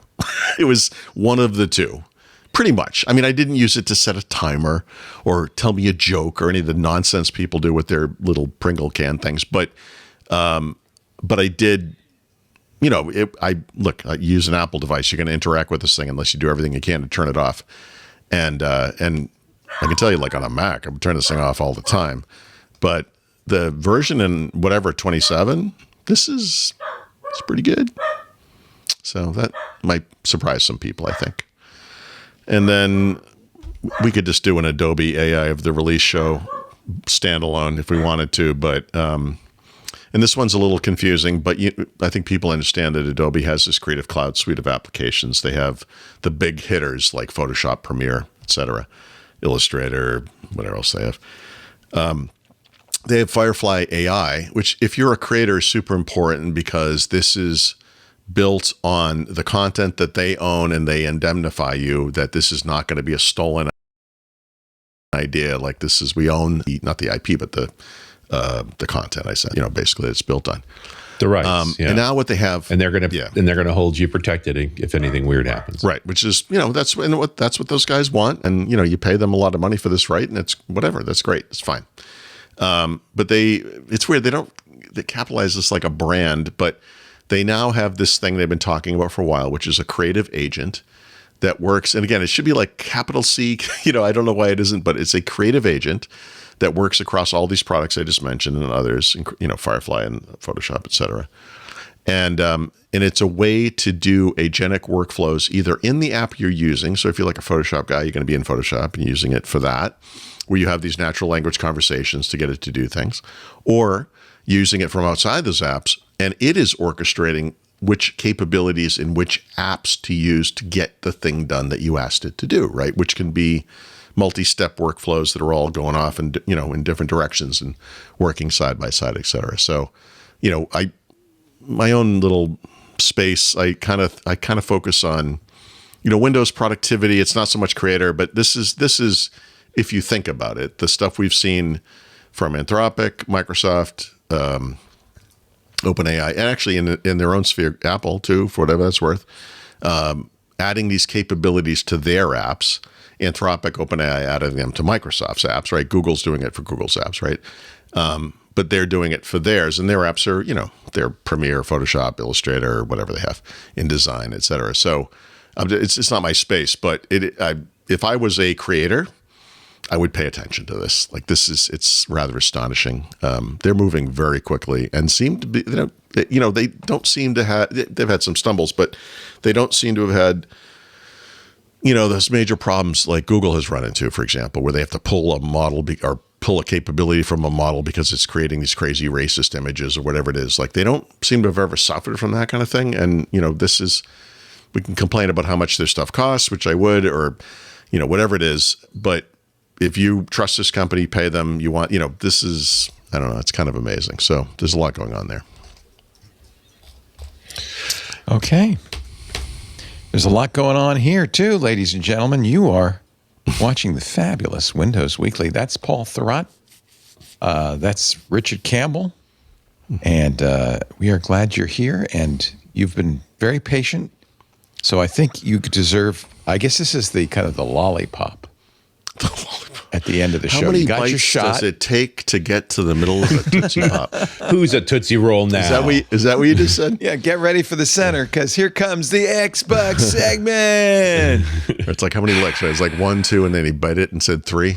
The owl, if I remember. That's it. Child. Yeah, that was the owl. So Xbox, which we must now yell because it's all caps, and gaming. A couple things going on. One of the things that isn't going on, although I swear to God, I'm on like pins and needles almost with this. I keep expecting any second there to be some news or whatever. So it's June 24th as we record this. June 30, less than a week away, is the end of Microsoft's fiscal year. There is a day or some number of weeks of reckoning coming. We all know this. They've been pretty clear it's coming. They just haven't said exactly what it is. So there hasn't been any movement on that. I'll just put that there. I was, I mentioned the Ask Paul thing I do on Fridays. Somebody asked me last Friday about this and said, given that Microsoft is probably going to let a lot of people go, get rid of some studios, definitely cancel some games, is there some scenario where one of their competitors, like Sony or Tencent or whatever, could buy any combination of those things, like, or some of them, or whatever it is? And the answer to that is like, yeah, of course. I mean, I think one of the best outcomes here, given that this has to happen in a sense, in other words, or I should say, given that this will happen, is that these things don't have to just disappear, right? It would be great if some other company, and there are companies I didn't mention, that are out in the world, like EA or, Nintendo or whatever, whatever companies are out there making money, or smaller publishers that may be, another form of consolidation would be smaller companies that kind of band together to make a game studio that, has, instead of 2 or 3 games, has 9 or 10 games or something. I mean, there's different outcomes. Yeah, the pattern for many years has been, when you want to make an original game, you take your team out of the big company, whether it may be. You set up a little studio, typically on the back of the money you already made from the last time you did this. Yep. You crank out your game, and if it's a hit, the big guys come and buy you back again. Right. I have friends who've done that like 3 times. Yes. Those people probably refer to themselves as serial entrepreneurs, which is one of my least favorite phrases of all time. But God bless them, because they're probably rich. You mean like Captain Crunch and Tony the Tiger? I thought you were going to say cereal. Captain Crunch and Tony Tennille, and I was like, yeah, the Captain and Tennille. It is the Captain and Tennille, the other Captain and Tennille. They're just game devs, and they like making games, and they do their 2-year vest at EA or wherever they may be. And at the end of that, they sort of look around and go, what do I want to make? And if they can make it in the shop, they'll make it there. And they usually can't, so they leave again. I mean, this entire market in many ways started when some programmers from Atari, who were not getting credit for being the people who made whatever games, were like, screw you, we're leaving. And they created Activision, right? And, and the bigger part of this is that you just don't need that big of an org to make a lot of games these days. You can do pretty well with smaller games. The indie market's doing just fine, even if the tier ones are not. And again, not to keep beating this to death, but I really do feel like AI is going to, AI as a democratizer, like in the same way that you can with an iPhone or cheap equipment make a movie, essentially, right? You don't have to be in, no one's going to see it per se, but you do have ways to get it out in the world. We were already doing frame filling. It's just going to go further. Yeah, I mean, AI is going to help these people a lot. And I know there's a weird thing with this AI in gaming. I'll never understand this. Like, this is one of the most obvious places where AI should be used in the creation of games. But I also know whole studios that are like AI free. And those guys will be that's the indie route. Those are going to be the artisanal, handcrafted. Yeah. Some of them will be like 8-bit graphics, and we rendered every pixel, by hand. They picked up each electron with a chromium tip tweezers and lined them up on the disk. Yep. They had the giant eye, the eyepiece thing looking at it. Look, there's nothing wrong with that. But in the same vein, there's between that game and the latest Call of Duty, which is some multi-billion-dollar extravaganza, there's a big area, there's, and, for people that kind of want to level up as game makers, so to speak, AI can be can help democratize that. I still think this is going to be good. So I don't think there will be good outcomes, for everything, that Microsoft's getting rid of. We should be honest about that, or realistic, or however you want to say that. But I do have a hope that, they showed off that Shenmue game, right? It was clearly, it's in a good place, it seems. I mean, I could be wrong about that, but it would be, it'd be horrible for that just to disappear, and I hope it doesn't. So we'll see. But they haven't said a thing yet, not yet. Like the magician that is trying to take your eyes away from where the magic is happening, Microsoft has got a lot of bad news going on in the Xbox space. And so sometimes you'll see these announcements that are clearly like, oh, look over here, not everything is terrible. There was I think it was Entertainment Weekly, that publication I subscribe to and know really well. Is it still around even? I know. I just, please. Someday we'll talk about what Newsweek has become and, dear God, what has happened. But I don't know anything about this publication, but I guess they spoke with people at Xbox, and they were told that Xbox as an organization has over 20 franchises that have made $1 billion lifetime, and that they want to get those things out, that IP out into the world in the form of movies and TV shows, which and they have over a dozen movies and TV shows in various stages of development, or in Hollywood. Playing with treatments, right? Like 100%. Let's be clear. Fallout and Minecraft are the exception. Most video game movies are terrible. So, as a huge fan of The Rock and of the Doom games, I have to disagree. Yeah. So, listen, I'm going to say nothing bad about The Rock. It's a great movie in its horror, right? Look, all I'm telling you is it had the first person view for a few minutes, and I was like, that's amazing. The Last of Us TV series is very good. You mentioned Fallout. What was the other one you said? Minecraft. Oh, Minecraft movies. Minecraft, have you been to it? Watch no, I'm not going to do that. But Nintendo has had. You need to go to a Saturday matinee of the Minecraft the movie, one with man. Jack It is Black? the new Rocky Horror Picture Show. Oh, interesting. There are not enough drugs and alcohol in the world for me to ever get to see this thing. But you come out the other side of that, you will feel high. It's nutty. You're saying don't see it though in your home privacy run home. You need to see it with other. You're not there to watch the movie. So you're there to watch the audience. I didn't know that was the case. Interesting. So, the kids. I don't know if you've ever made this kind of deal, but if you're married, we're all married, right? So we have these wives, and their wives have different interests maybe than we do. These wives, yes. And you make compromises, right? So one of the when we were younger, and I mean like literally late 1980s young. My wife wanted me to see Ghost. And what a great movie with Whoopi Goldberg. So this is Patrick Swayze. My response to that was they will never make enough Friday the 13th movies for me to ever see that movie. And I feel like Minecraft is there for me. I like Minecraft. Jack Black. I would push him off a cliff if I met him, but and I actually have met him. But that's beside the point. I just couldn't do it. Anyway, look, most video game adaptations are terrible, but some of the ones you cited have, and also The Last of Us have. Yeah, you're right. Last of Us also are a really Fallout good exception. Was pretty good. Did you see Fallout? Fallout was great. Yeah, Fallout's I think might be the best one of all. Yeah. Yep. For me anyway. There are other forms of media that make their way into this world, like the Walking Dead TV series started as a series of graphic novels, for example, which are actually very good and a little different from the show. 007 started out as a novel, then a movie, and then a game franchise. There you go. Yeah. So there's no doubt that Microsoft has a lot of good IP that would. And look, I've been talking about this. How is there not a series of Call of Duty games? How. I can imagine. Halo was a TV series. I only saw bits of it. It just kind of didn't interest me that much. I feel like it just kind of went nowhere. I believe there were 2 seasons, and it just kind of came and went. I don't remember, but they do have some specifics in here. The game Sea of Thieves, right, which is not an indie title exactly, but kind of a lower, low end, not a big AAA title, right? Yeah, it was big. Game. They did a great job popularizing it. They put it on multiple platforms. They kept supporting it with new content. That is going to be adapted into a live action movie. You can believe that. Hopefully with Gina Davis. There's there's a Minecraft animated series in development at Netflix. There is a live action Wolfenstein show at Amazon, which totally makes sense because Amazon's where everything good goes to die. And Fallout Shelter is a reality competition show currently being filmed with, based on Fallout sort of, right?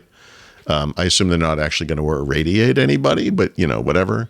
There could be a new Halo something. I don't know if it means a movie or TV show. They haven't really, they're being a little vague on some of this stuff. But I think we can all agree the one Microsoft property we're waiting to see turn into a movie or TV show is Candy Crush. Or maybe Clippy. One of the two. But I don't know. We'll see what happens. But this makes sense to me, right? But by the way, Nintendo had 1 year where their finances were dramatically improved late in the original Switch life cycle from the first Mario movie. Not the first one. I mean, the first recent one. Obviously, they had. Did they have a Mario? Yeah, they had a Mario movie a long time ago, right? With John Leguizamo and So in the modern era, there have been two now. Those movies have both done fantastically well, I guess, like Minecraft, and have lifted those companies. And this could help Xbox, right? I mean, why wouldn't you do this? This makes sense. So why wouldn't you try? The trick will be, will Hollywood push back when it's just a bad idea? Yep. One thing we've never talked about, but this way my brain works, is when Microsoft was buying Activision, Blizzard, or trying to, obviously everyone was like Call of Duty, but Microsoft kept making the point, well, hold on a second. Yes, Call of Duty, but also mobile. Like, we just don't have a good position in mobile. You couldn't point to a single thing they've done in mobile since they've acquired Activision Blizzard. I don't know what's going on. Like, they've just let that sit there. I don't know what they're doing. I've long felt that a lot of the big game franchises should come to mobile. And all of that argument in the Blizzard Activision about we need a mobile story, and it's just amounted to nothing. Literally, as far as I can tell, amounted to nothing. I can't think of anything they've done. I mean, other than layoffs, what have you done? Right. The only time King ever comes up. Yeah, I don't know. I don't know what they're doing there. Nothing is what it seems like to me. Yeah. So I don't know. The Xbox Insider program seems to have changed recently, and I don't know if it's tied to the new leadership, if it's tied to the kind of underlying need like we have in Windows to kind of improve the platform or something, but it seems like there have been a lot of insider updates lately, and not always big ones. Microsoft obviously, well, maybe not obviously, but Microsoft does do like what they used to call a dashboard update, but just like a Xbox system update every month. For a while, they were kind of commingling these updates across console, Windows, mobile, right? Different updates on each side. These days, they're focusing a lot on the console stuff, right? And so one just went out today. This is Xbox Insiders. There's changes coming to gamer tags, Game Hub, wish list, and probably some other things. I didn't have a chance to look at this very much, but because it just happened. But so this is basically, these are just features that are going to come later in this year while we tread water, praying to God that there is a next console and it doesn't cost $2,000, and we'll see what happens. But seems very unlikely. But I know this is a great time to delay shipping a console. It really is. Yeah. Yeah. Yep. You have every excuse in the world. Yeah. I'm going to jump ahead to one thing because of that. This is fascinating to me. So we've talked a lot about GTA 6, right? This thing was delayed. It was supposed to come out, I think, originally last year, and then early this year. It was 2025. It's been a while. Yeah. It is coming out in November. It is going to cost $79.99, which is fantastic. Obviously, eagerly could have been $100, man. Could have easily. Pre-orders open tomorrow. This is exciting. If you want to spend $100, you can. There's a version that costs $100, so you can do that. Here's what's interesting about this, and the first half of this will make perfect sense. It's like it's only going to run on current generation consoles, right? There's not a version for Xbox One or PS4. It's going to run on the Series X and S and the PlayStation 5. You're like, great. What about the PC? That's coming out in a year. So this thing's it's not coming out in November. It's not coming out in February. It's going to come out the following fall. The PC version of this game is not shipping. So in a world in which there are component crises happening, video games shutting down, publishers shutting down, layoffs, you're going to ship a game more expensive than most, only on the two latest versions of consoles, which aren't really selling that good. I mean, PlayStation's doing a lot better than Xbox, but still. And that's your go-to-market plan. It's like, okay. I mean, on the other hand, they're still selling copies of GTA 5.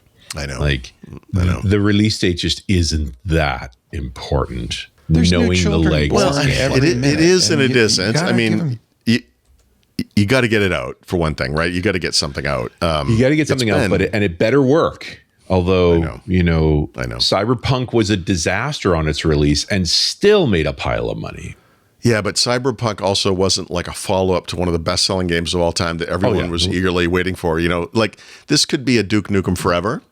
And I'm trying to think what else. What's an example of something that actually came out and was awesome, even though we waited forever for it. I can't think of anything actually, but there must be something.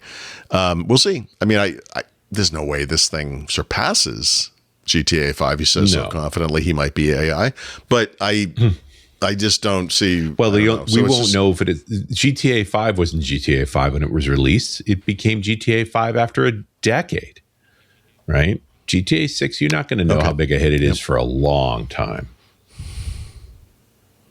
Yeah, one day we'll be talking about how it found its legs on some next gen thing we don't even know about yet. Yeah. And maybe that's true. I don't know, but we'll see. I don't know. I wonder Turns if we out haven't the kinda Vision crested. Pro was what made GTA. Wouldn't that be ironic?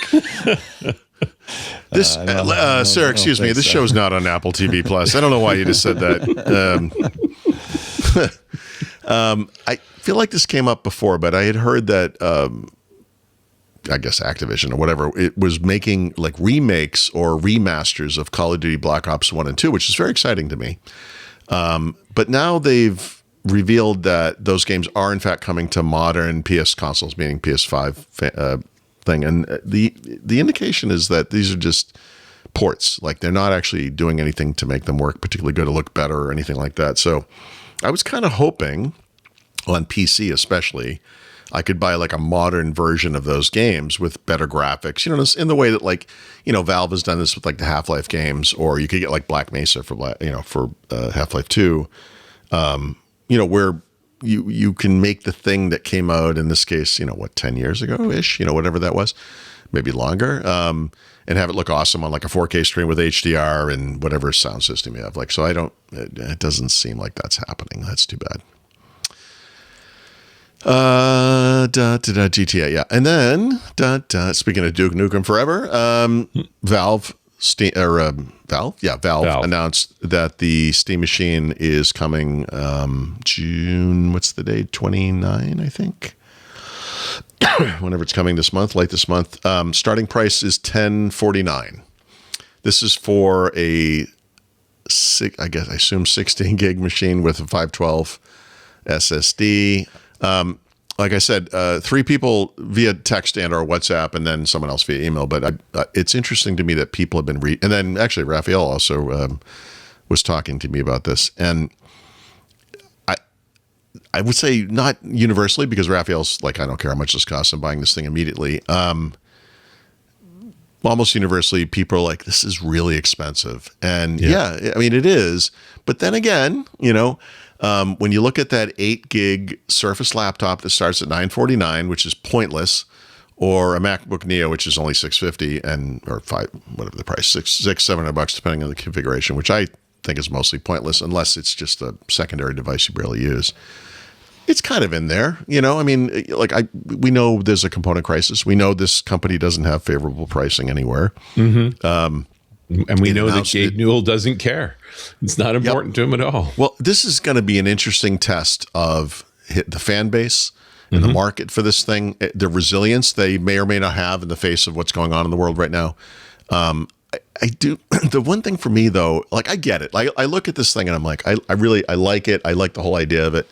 But I also am very much against anything that has to sit in one room in one house with one TV or whatever screen.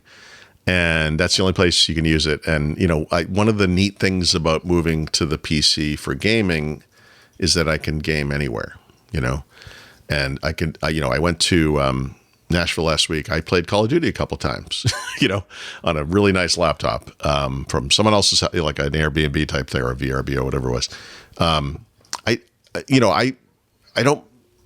It doesn't bother me that they're doing this. I'm a little surprised this isn't being accompanied by a Steam Deck revision with more powerful innards and better screen, et cetera. So I wonder if there is, but a same problem. Why make the hardware situation worse? Right. So I don't know. Anything you haven't promised in hardware right now, you should push back. Just get wait. Yeah. Don't start talking about it. Yeah, exactly. I agree. But let's face it, like they're probably selling this gear for exactly costs. Oh, I should, because right. Its whole job is just to sell Steam games. So by the way, though, so the 512, the base configuration, this does not include a controller. Yeah. So nobody's going to do this. You're going to spend $1,300 and load it up. Like, why would you do anything else? You into the dealership situation, but look, when phone companies started getting rid of the power brick, the argument was, well, everyone has a bunch of these, but this is just digital, e-waste, like whatever. And then, sometimes you don't get a cable, they got rid of headphone jacks, whatever you want to compare this to. I'm not sure everyone has a controller, that would work with this, or like, what controllers would work? An Xbox controller work? Yeah, I think an Xbox and PlayStation controller would work. Okay, fine. So you don't need that and fancy $100. I suspect controller. Others too. Yeah, no, you don't need the thing that they have, but it's still a PC. It's Linux, right? I mean, it would just work. But I don't know about you guys. Brad seemed confused by this, but I go through. I think I ruin an Xbox controller at least twice a year, meaning by just ape forcing it with my hands, or because I'm clumsy and I throw it on the ground by mistake, or it hits whatever it does, like one of the two by D sticks. Mistake. Yeah, mistake. Yeah. Look, I said what I said. Rage The point is, smashes here. the point is, there's a quality control issue here, and it's not my fault. So, but I mean, like a Steam controller, or whatever they're calling it. You don't want to throw that to the ground. No, it's $100. You want to be delicate, which is, by the way, why so the first Elite controller, I got one of those. Super excited about this thing.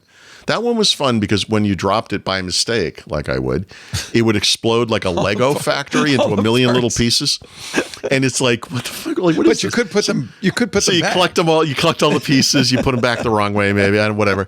And then, but I still ended up breaking the damn stick. And it's like, this thing was $150 probably at the time. I was like, I'm never buying an expensive controller again. But wise.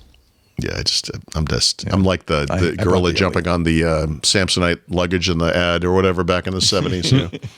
Controller not work. Yeah. Stupid Xbox. Like, maybe you weren't standing on it. Like, what are you doing? I don't know. We're going to take a little pause, but guess what? The back of the book is just around the corner.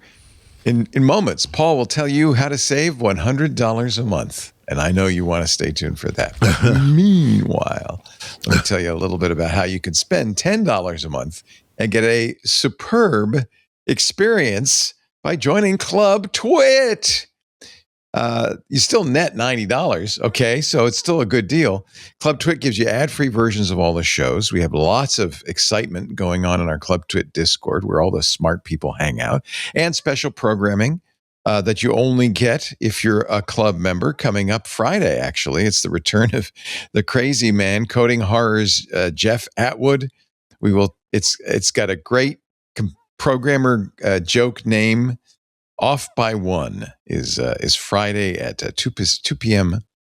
Pacific time, 5 p.m. Eastern, the June 26th. That's going to be a lot of fun. I hope you'll tune in for that. Our AI users group is on July 3rd at 2 p.m.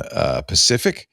We also record shows like iOS Today and Home Theater Geeks, This Week in Space in the Club, Micah's Crafting Corner, Photo Time with Chris Marquardt. Micah's doing a media club. We have a Stacy's Book Club. We're also doing a media club. We just did The Fifth Element. We will be doing, we're voting on what the next media club thing will be. I have my faves, but you get to vote if you're in the club. There's some other benefits. You also get, because they're ad-free, the Club Twit versions of all the shows, including this one, have chapter markers, so you can jump around, which is really handy. We can't do that with the shows that are not ad-free, because some of the ads are inserted after we produce the show, and they are variable length, so we don't know exactly where the chapters would be once that ad hits. So we can't do a good chapter markers. But if you're a club member, and it's a nice benefit, if you want chapter markers, join the club and do the ad-free feed. You'll get a special link just for you when you join. Most of all, you get the good feeling in your heart that you're supporting independent journalism, high-quality independent journalism that we're not owned by a big company. That's why we need to have a club, frankly. And I'm pretty proud of what we do. So you should support independent journalism. You should support Paul's website, thurrott.com, and any blog or podcast that you really appreciate. I think it's important to support it. And I hope you will include us in that list. twit.tv/club twit. And thank you in advance. Now, ladies and gentlemen, boys and girls, children of all ages, it's time for the back of the book, beginning with Paul's tip of the week. Paul? So I think it was back in May. Yeah, we were still in Mexico, and I got an email from Netflix about a price increase. And I was like, yeah, I'm done. I think I'm done. Really? And part of it was just the irritation of Netflix continually bothering me, because I go back and forth from Mexico to the United States, right? So I'll be there, and it's like, it looks like you're not home. Like, I am home. Yeah. It looks like you're not home. And then, my Netflix subscription, which was probably $14.99 at one point and is now $27.99, I think. They're being very aggressive about not allowing my kids, who do not live in the house, but in at least one case is financially dependent on me, from using it as well. And what they would like to do is charge me another $10 per month for each one of those kids to use this service. So I was like, you know what? No, I think I'm going to be done. So I didn't want to do anything in kind of a knee-jerk way. We knew we were going to see the kids like we did last week in Tennessee. So I figured I kind of prepped them for this. I want you guys to think about the services you use, primarily entertainment, but also things that are productivity related, like Microsoft 365, Google, whatever it might be. And I want to go through this list and kind of talk to you about it and see if we can't save some money, because I'm just tired of this, and I do think there's, Leo was just talking about Club Twit, which is a good example of not big tech, small company making content that people like, and that's a good thing to pay for. But we never ask you if you're home. Notice. Yeah, you're not like, oh, I noticed you're in Mexico. You owe us another 3 cents or something. It's like, right. What are you doing? So there's like a. It depends. There's all these different strategies. We've all had some of the same ideas. Like, maybe I'll use Netflix this month and then kill it and go to Hulu and then kill that and go to whatever, HBO Max or whatever. That's one thing. Maybe, we'll see. But it was interesting stepping through this. Part of the problem is like where we are in life, because my kids are sort of adults. In one case is more than the other, I guess. But my son lives with friends, and they share certain things and they do certain things, and so like he's not using my Netflix account anymore. No one is, actually, but anyway. But that's beside the point. But at the time, we still had this, and anyway, we went down the list. It was interesting to me what like people felt strongly about. Like if you just do it alphabetically, this is not the way it came out of my mouth, but like the first one is, I believe, is Amazon Prime. And my son was like, please do, dear God, do not get rid of Amazon Prime. And this is like the one example of a service that they can use even though they're not in the same house, which is astonishing. You have to think they're going to. Oh, that's interesting. I didn't. They're going to put it. They're absolutely going to put a stop to that. But right now that works fine. We go to Mexico. There's an Amazon Prime in Mexico as well. It's actually a separate account. You can use the same email address. And let me tell you, that was a huge mistake on my part. It's super confusing. It's incredibly cheap in Mexico. It's something like $4 a month. And the only reason I never thought to pay for it there, but I paid for it because I think I bought a monitor for the computer, and I saved like almost $50 by buying it that way. And it was like, this is going to pay for the whole year almost. Like of course I'm going to do it, so it's cheap. Why not? In the United States, I want to say it's $139, $140, something cheap. like that. I do wonder though if nowadays everything's delivered fast, right? I mean, does it make that much of a difference in speed of delivery? Look, I don't know. That's a good question. We're going to keep cancel to find out. I bet I wouldn't notice. We're going to keep. Well, so the thing is, they will tell you saved X amount of dollars or something if you had to pay for delivery. But to your point, like I actually don't know. But Prime has escaped the chopping block for now. I think we're going to be okay.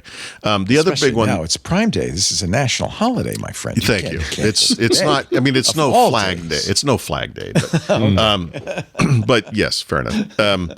You mean the other one Bezos isn't going to have a UFC octagon installed in it? But it will be in space. Yeah. Apple One, I paid for the most expensive one they have. I know it sounds insane. And this is a tip. This is a great example of subscription service because it starts small. It's like $2 a month for iCloud Plus storage. Yeah. And suddenly it's $40 a month. And you're like, what happened? But I have all four of us use it to some degree. Apple has family sharing and it works great. And again, geographically does not matter. So the two kids and me are backing up devices, multiple devices to iCloud. So there's that. My wife and I both read Apple News. My wife now uses Apple Music because one of the things I got rid of kind of necessitated that. We watch Apple TV every day. And I might be missing something, but there's a lot of stuff in there. So you kind of do the math. And of course, they structure the subscriptions in such a way that you couldn't do exactly the 4 things I want anyway, but whatever, it's going to be more expensive, et cetera, et cetera. So that one passed. I'm sad to say I'm getting rid of my Audible Pro subscription. I don't know what it's called, whatever, Audio Premium Plus. $15 a month. Bye-bye. $15 a month, used to be $10 a month. But it's not just, the problem is I don't have enough time, and I often build up credits. Exactly. And I have to pause it, which they do let you do, and it's easier today than it used to be. But I just don't use. I have so many audiobooks, and one of the things I mentioned libraries sometime in the last year. I'm going to write about this again. Between Audible or ebooks and audiobooks, there is an astonishing range of ways to get these things, and it free through like libraries and related programs, and most books, not all books, and I'm maybe a weird example of someone who has read many books many times. You only listen or read them once, right? So if you're going to do that, buy it. I mean, then you spend whatever you spend on the book, but I'm spending $15 a month on something. Sadly, I feel bad about this one. I don't use, so. I've been paying for, this one didn't affect my kids at all. Actually, Audible didn't either. Clipchamp, I've been paying for that. You don't have to pay for Clipchamp, but there's a premium thing. It's $12 a month, but they've changed it so that some of the benefits of that thing are now go through if you have a Microsoft 365 family subscription, which I do. So I got rid of that. There's some Google AI Pro something, we'll see how that evolves. I've gotten a lot of free stuff through buying, having pixels and things, and eventually that will end. But I will say their online storage thing makes much more sense financially than Microsoft. So that's out there. Hulu was like Hulu shocked me how much it's like basically $20 a month. It's so expensive, yeah.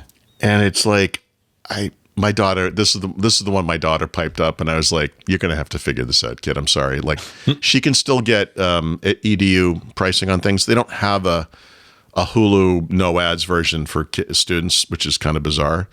But she can get the version with ads for like nothing. Like I want to say it's $2 a month. Like so.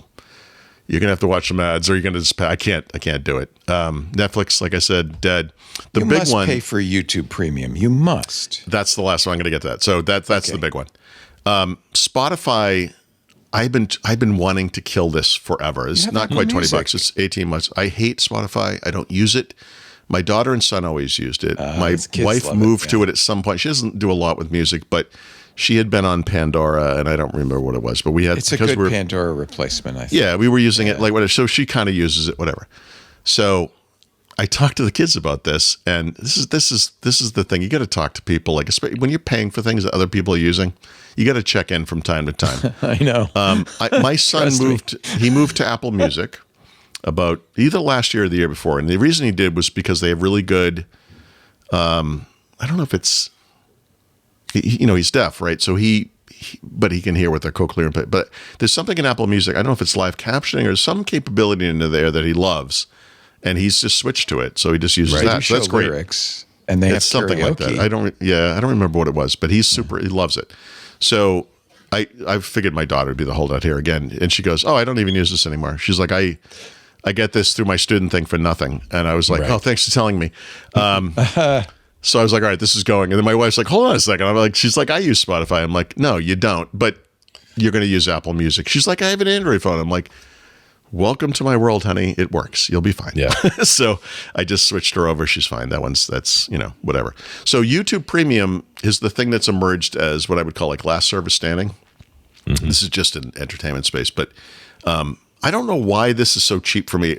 When I look this up, it says this is for an individual thing. It's $16 per month, according to YouTube. I'm paying less than $11 per month, and I don't know why. I don't know if I was grandfathered in because I used to pay for YouTube Music Premium, or I have no idea. But if you ever watch YouTube without this, and then you try the premium, and you don't have ads, and you can skip the sponsor segments and stuff, you will never want to use YouTube. You'll never go back. Yeah, it is the one. If I had to kill everything, this is the thing I watch, and I watch it more than I think I watch anything. I definitely do. I watch YouTube more than anything. But don't you get YouTube Music with that? Yes, and that's what I use for music. So you have a lot of music subscriptions. I used to have three. I used to have three. Spotify, the standalone one, I got rid of.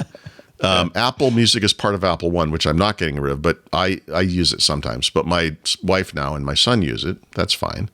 YouTube Music and YouTube Premium to combine for me is $10.59 a month. I mean, it's like It's worth I'm it. not getting rid of this. Like It's a must. If you watch any YouTube. look, I'm just telling you for music. If you're a music lover, yes, they do not have Dolby Atmos sound. They don't have lossless audio. Yeah. But what they do have is the entire YouTube collection of videos, which includes many songs that are in no services other than there, and they work in audio playlists in YouTube Music. So you could have like a live song from a concert that's on YouTube. It's in a playlist of music. It's a unique capability, and I love it. Like I love YouTube Music and See, how I this have stuff it. works. I'm not a fan of it. I use it because I have Google devices. And when I ask for an album, it almost always says, here's a YouTube playlist. Right. And it's not an album. It's somebody made a playlist. And Right. that bugs the hell out of me. I feel like I'm trapped in I'm not sure why that is. This is like the dedicated YouTube Music app. Yeah, You it's see not this. really like, it's not like the others. With it's Apple weird. Music Look, and these Spotify, things you're are- getting albums. So many people, I'll criticize Spotify, and people are like, I don't know what you're talking about. I love this thing, and it's like, yeah, I hear you. I hate it. I mean, I hate it so much. I do not want to use it. I hate it. But there's something about YouTube Music that works for me. It just makes sense to me. I don't know why. I have a hard time using Apple Music in some ways because it's not as doesn't work Truthfully? the same way. It's weird. Like I know it doesn't make any sense. You know, Spotify's probably the best. I hate to say it. I hate it. I don't care. They got Just in terms of like getting the music you want, getting the radio station or the album. Look, this is I actually I think I'm rare for my age group. I'm always looking for new music or Right. listening for new music. Don't you think that Discover channel? Well, you don't have it anymore. I don't have it anymore. But at the time, I thought that No, was- I don't care. But Spotify Discovery, was YouTube very and good. Apple both do this as well. I think they're just Apple has actually very good playlists for bands, for example. But if you're out in the world, depending on the phone, like a Pixel that has that thing built in the home screen, which is wonderful. If you have an Apple device, you have a Shazam that thing says what built the in. music is. Yeah. And so I kind of collect this stuff. We'll be in a restaurant, a bar, it could be an Uber, this music playing. And I'm like, oh, what's this? And then, every once in a while, I'll add a bunch of songs to a play. I'll listen to them again because sometimes they don't fly, right? Sometimes you're like, That's why there's so much mariachi music on your playlist. yeah. I'm not a big fan. So because you said that, Oh, sorry. because you said that, I will just tell you this is an embarrassing fact about me. I hate mariachi music. I am friends with people in a mariachi band, and they are really nice people. And they love come by. mariachi They come by this bar we are at all the time. It's great to see them. They came and sang on my birthday, for example. I really am not a fan. I love that big bass guitar that they play. yeah. I just love the trumpets, the Yep. tight butt outfits. I just think in every way. I tried to. He didn't understand enough English for this joke to be funny for him. But I was like, you guys are like the opposite of Menudo. You can only do this when you get old enough, And he was like, He's like, I don't know what you're talking Not a about. boy band. I'm like, you're 80 years old. That's what It's I'm talking so about. happy. Yeah. So happy. Anyway. So look, the stuff I just mentioned in that list, that's $94 a month that I got rid of. Like, that's astonishing. That's amazing. There's a whole other world out there, though, because there's also things like newspapers, which I pay for, some of which are work related. I got to be careful here. There are Microsoft 365 consumer and business subscriptions, and also, the Google stuff, which I have to sort of rectify. I'll get there, and Game Pass Ultimate, right? But the thing is, and Richard is the only one who will sort of understand this. I have all these friends who used to work at Microsoft or still work at Microsoft, so I get like entry into their kind of ability to buy those things less expensively sometimes. So I have racked up years of Microsoft 365 Family, Microsoft 365 Business, not Basics, I think it's Business Standard or whatever, Game Pass Ultimate. These are things right now, I would not pay for.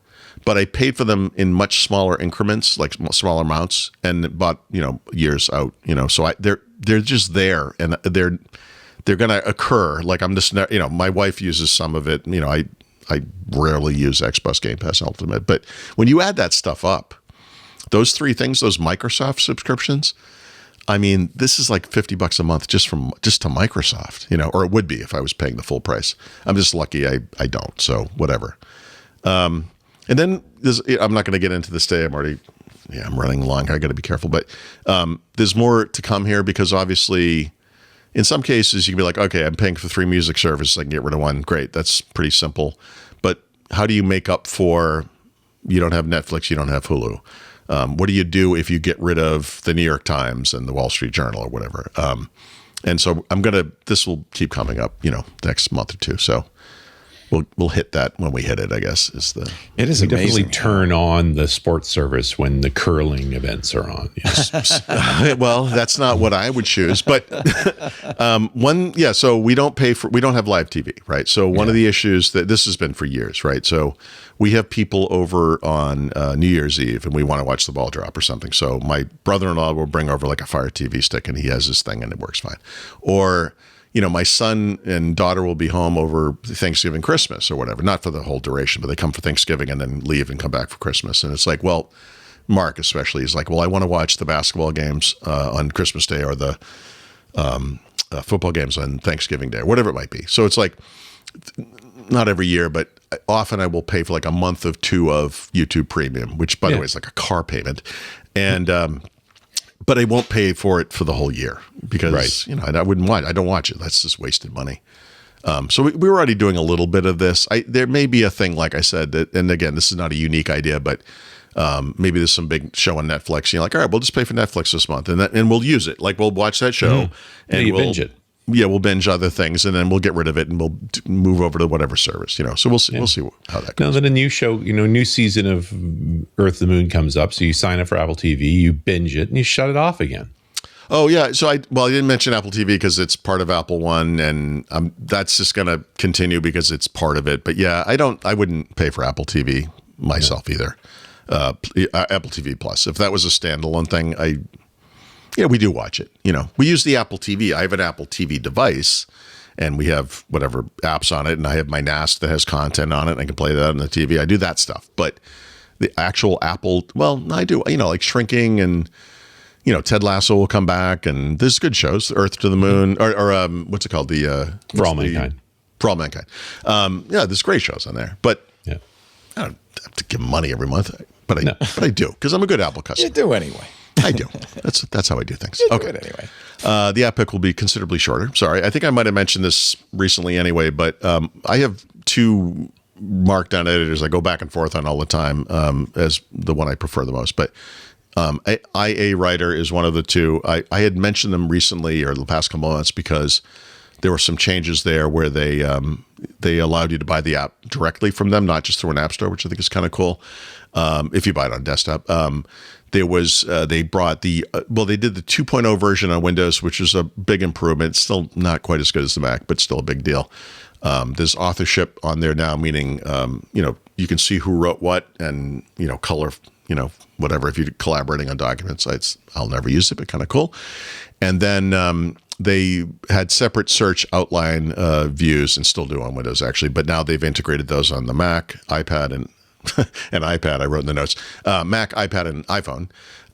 And so this is, depending on where you're at and where you work and where you do things, this is, if you're going to move to Markdown, which I do recommend, this is one of the 2 best apps for sure. Well, it's time for our hydration break. Paul took all of the penalty minutes up, we're just going to have to get right to Richard Campbell and Run As Radio. This week's Run As is with Tanya Jenka, otherwise known as She Hacks Purple. So I like that. It's her handle on Twitter and other social medias. She's done a couple of great books, but she very much focused on helping developers do the right things as far as security is concerned. But this particular conversation was more aimed at the administrator, hence on Run As, where we were talking about what administrators can do to help secure developers. So the black hats, especially with the new LLM tools, are getting good at targeting developers.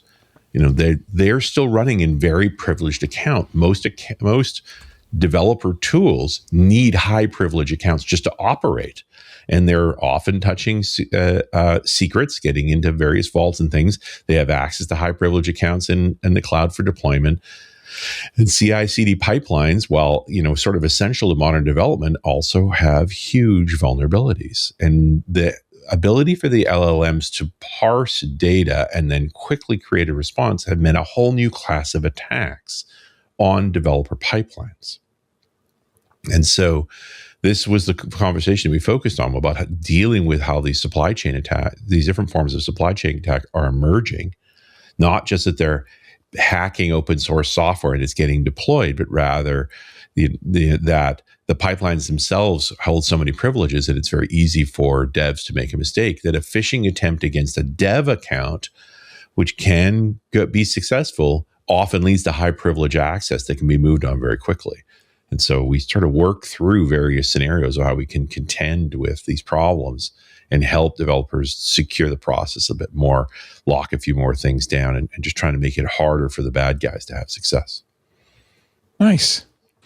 Well, it's actually spun up a bunch of shows. Like over the next month, you're going to see me revisit these topics of the role of LLMs in hacking. Oh yeah, because it's just the environment is changing. So we've been talking about it a lot on security now, for sure. It's big. It's a big deal. Well, I'm glad that the cheering coming from Vancouver did not drown you out. You can now continue. Don't look at the TV. What's the score? Do you know the score? What's the score? I know the score. I'm not going to tell you the score. I'm just going to say score?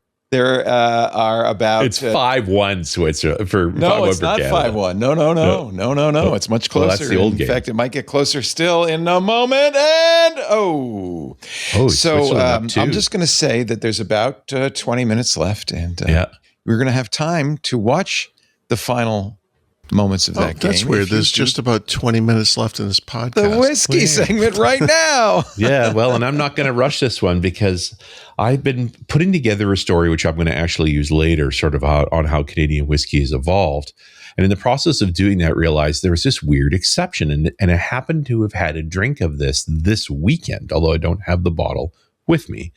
And it's Glen Breton, specifically the Glen Breton Rare 10. So we have to go to Nova Scotia. And Nova Scotia is one of the Atlantic provinces, also known as originally the Maritime provinces, along with New Brunswick and Newfoundland.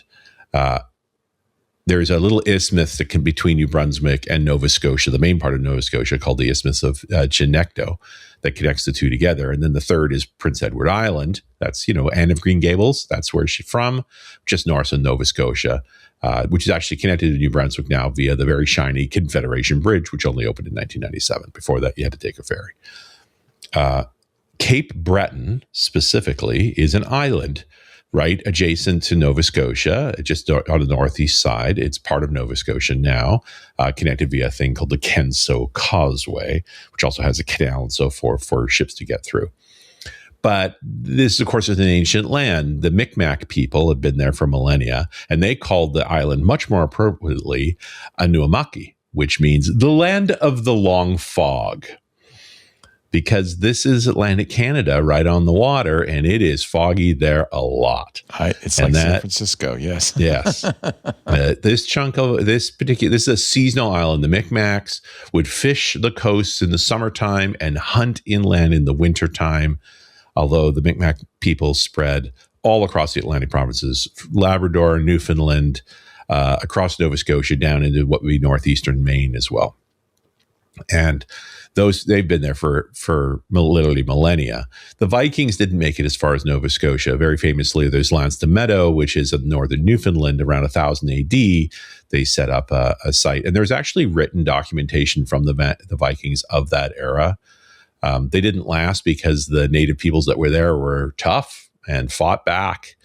This great piece I read in one of the historical references about a Viking describing an Inuit, or aka an Eskimo. These were the people that lived on seal primarily and had kayaks. And so the Viking was confused because it had he's found this upper body of a human wrapped in skins, but wearing a boat. And so, but it ends with poked it with a spear and it bled just like a person. It's like, gee, how do you make friends? Anyway, if you fast forward a bit, there's a famous fellow by the name of John Cabot, Englishman, who sailed a boat called the Matthew up the Atlantic coast in 1497. and he very likely went past Nova Scotia but did not land. His official landing site is an area called Cape Bonavista on Newfoundland, although that is debated somewhat. He wasn't good at keeping records. He didn't do a lot of documentation, but he did, in a letter, note that the waters in that area were, quote, teeming with cod, like cod to the point where it was difficult to row through it. This is that area now known as the Grand Banks, and within a few years, French and Basque fishermen were working those banks. So food first. The French are the first to colonize the area in the 1600s. This is Samuel de Champlain, as in Lake Champlain, and Pierre Dugas, who initially settled in 1604 on a little island in the Bay of Fundy called St. Croix. They last a year. After a bad winter and a bunch of disease, they move over onto the land that is now known as Nova Scotia. They called the town they established Port Royal, although today it's known as Annapolis Royal, and we'll explain why. This is the beginning of the Acadians. Now, shortly after that, by 1608, Champlain goes down the St. Lawrence and establishes Quebec and really becomes the center of New France. And so Acadia is largely neglected. It's its own farming and fishing area, and the St. Lawrence Valley becomes the more important, busy spot. There's just a lot more opportunity there. There's a lot more land there. The access to the Great Lakes, that all became a big deal. So the Acadians are largely left to themselves, although they are interacting heavily with New England because Maine's right there. It's just not that far. And in fact, the English keep pushing up into that land. And in 1613, one Captain Samuel Argall of Virginia burns Port Royal to the ground, which kicks off a bit of a conflict with the Acadians. In the middle of all of that, in 1621, a large group of Scottish colonists arrive and claim the region, and that's when they call it Nova Scotia, as in New Scotland. Although the French are like, what the what? And they, in a treaty called the Saint Germain en Laye in 1632, go, no, this is French land. Get out of there. But a few years later, during Cromwell's England in 1654, they seize Acadia, and they hold it for 16 years, but don't colonize it because they're busy fighting their own fights, the Civil War in England. And so with the Treaty of Breda in 1667, it is French again. And the Acadians at this point are like, you all just do what you want to do. We just want to farm. Like, leave us alone. In 1690, what they call the King William's War and Queen Anne's War result in New England forces. So this is coming up from the colonies, attacking Port Royal. The French and the Micmac are working side by side. In French law, the Micmac are just subjects. They're part of the population. They're treated equally. And so the Micmac are very pro-French, and they work to fight against New England quite successfully until finally the British roll major troops in. And in 1710, take Port Royal once for all, rename it Annapolis Royal, which is its name today.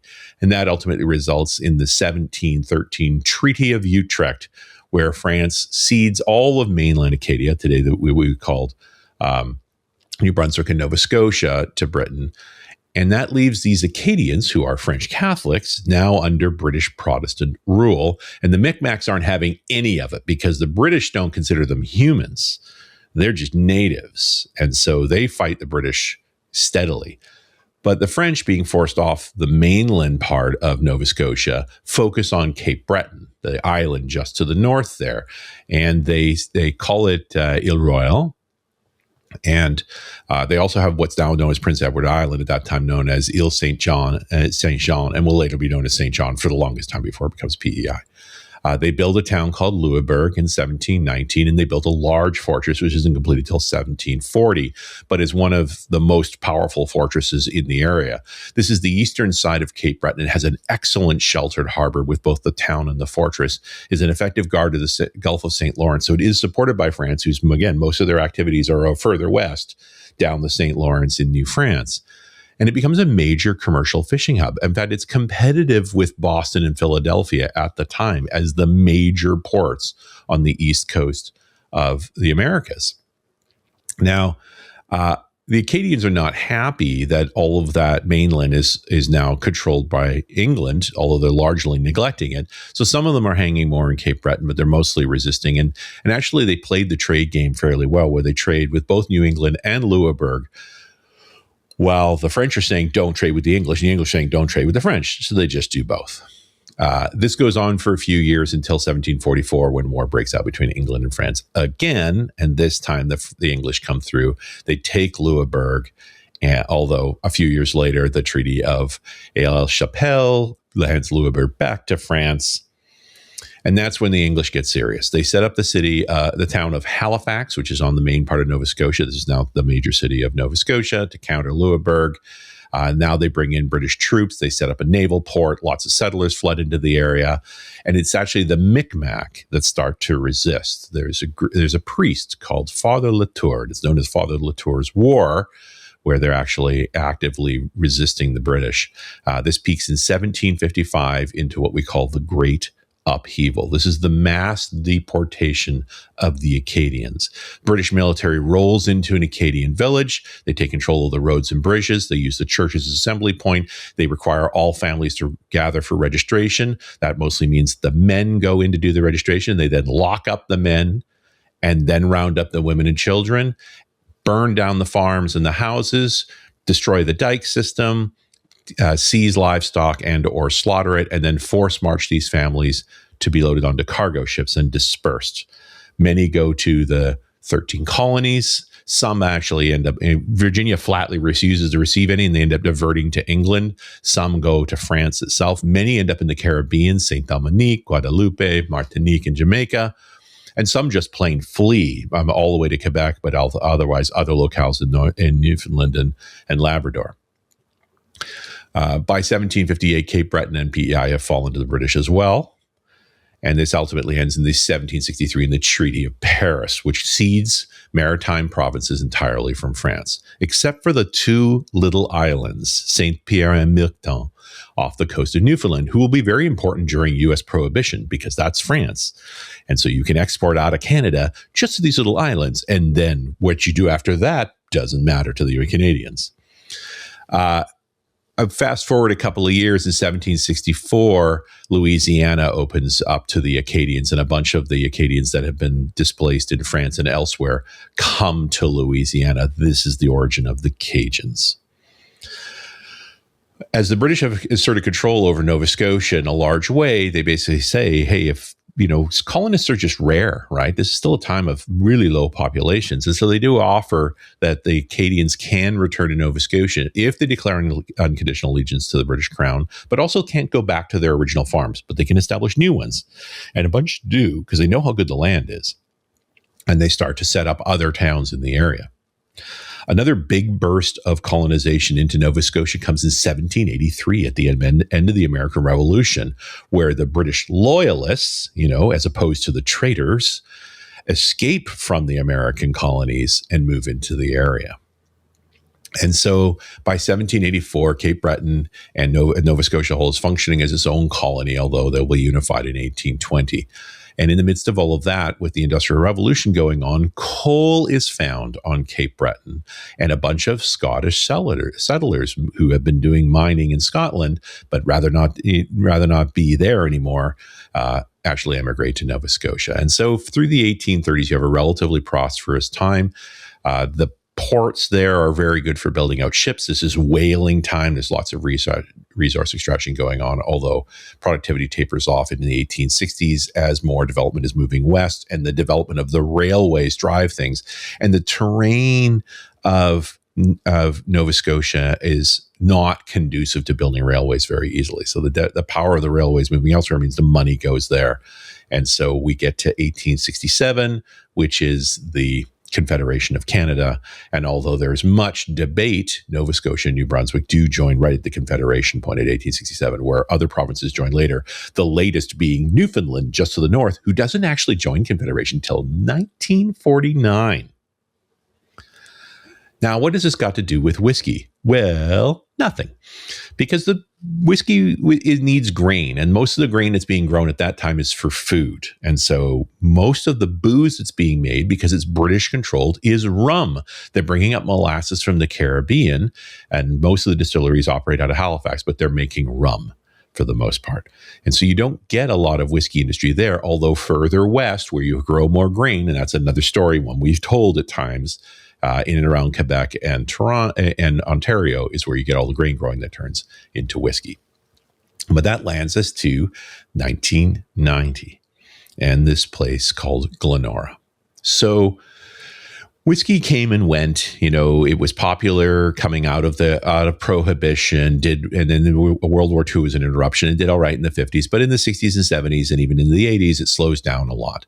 And then there's a resurgence in whiskey, and I've always argued that it was that great classic malts of Scotland moment in 1988. This was United Distillers, which would eventually become Diageo, where they bundled up 6 whiskeys that they owned: Glenkinchie, Dalwhinnie, Cragganmore, Oban, Talisker, and Lagavulin. Also ordered in sort of strength of flavor, Glenkinchie being the mildest, the lowland, and Lagavulin being from Islay being the very peaty, strong one. And the expectation was the middle, the Cragganmore, the Speyside would be the hit, but it turned out that Lagavulin was the hit. That the very strong flavored, and it sort of fed into the culture at the time, and suddenly single malt whiskey was a big deal again. And right at that time, a guy named Bruce Jardine in 1989 decides he wants to make single malt whiskey in Cape Breton. He thinks the conditions are much like Scotland. Cape Breton looks like the Highlands of Scotland.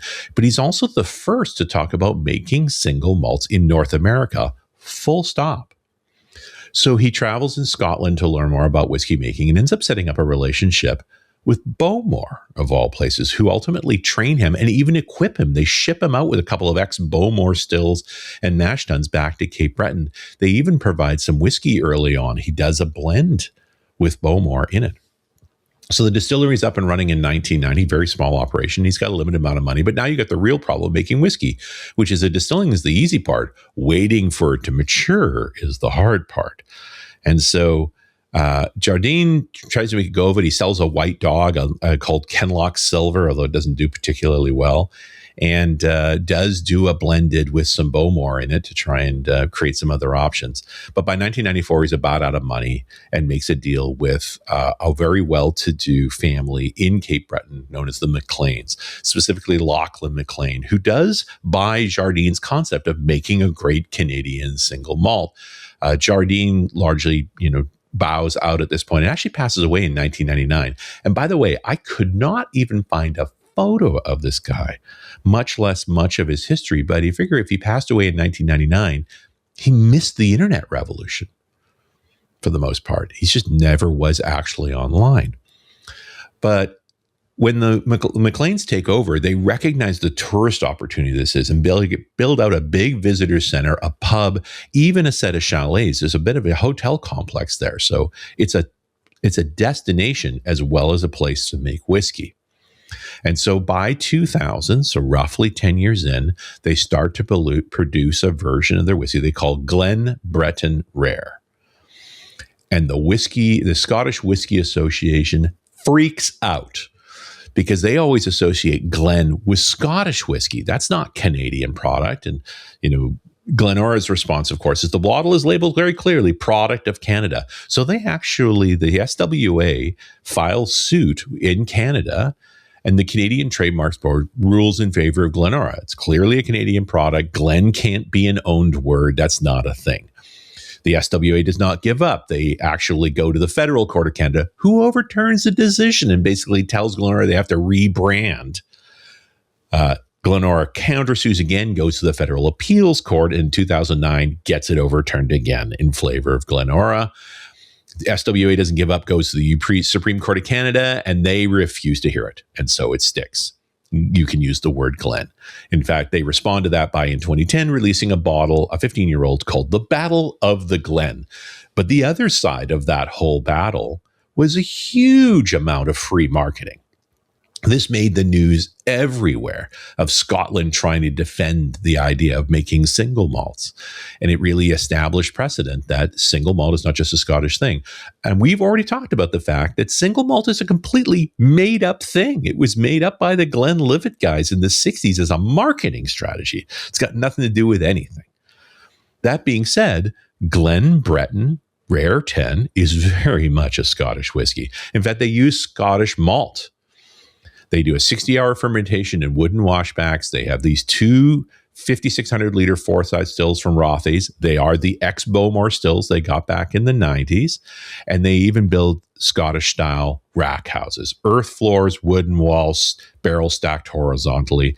They age in American oak, ex-bourbon barrels. They also do some specialty barrelings, including some ice wines, which are very distinctive. They make a mainline production that looks like Scottish whiskey. A 10-year-old, a 14-year-old, a 19-year-old, and now a 21-year-old. It gets pricey, though. The Glenbretton 10 drinks like a spey. It's mild, it's sweet, it's fruity, and it's about $90 Canadian. So it's not that cheap. And you can get it in the US for about $120. And that's all I got to say about that with like 2 minutes to spare. You ended so abruptly. I wasn't prepared. I just came in. Okay. I didn't want to run you out of time, friend. Glenbretton, So that's everybody. Glenbretton.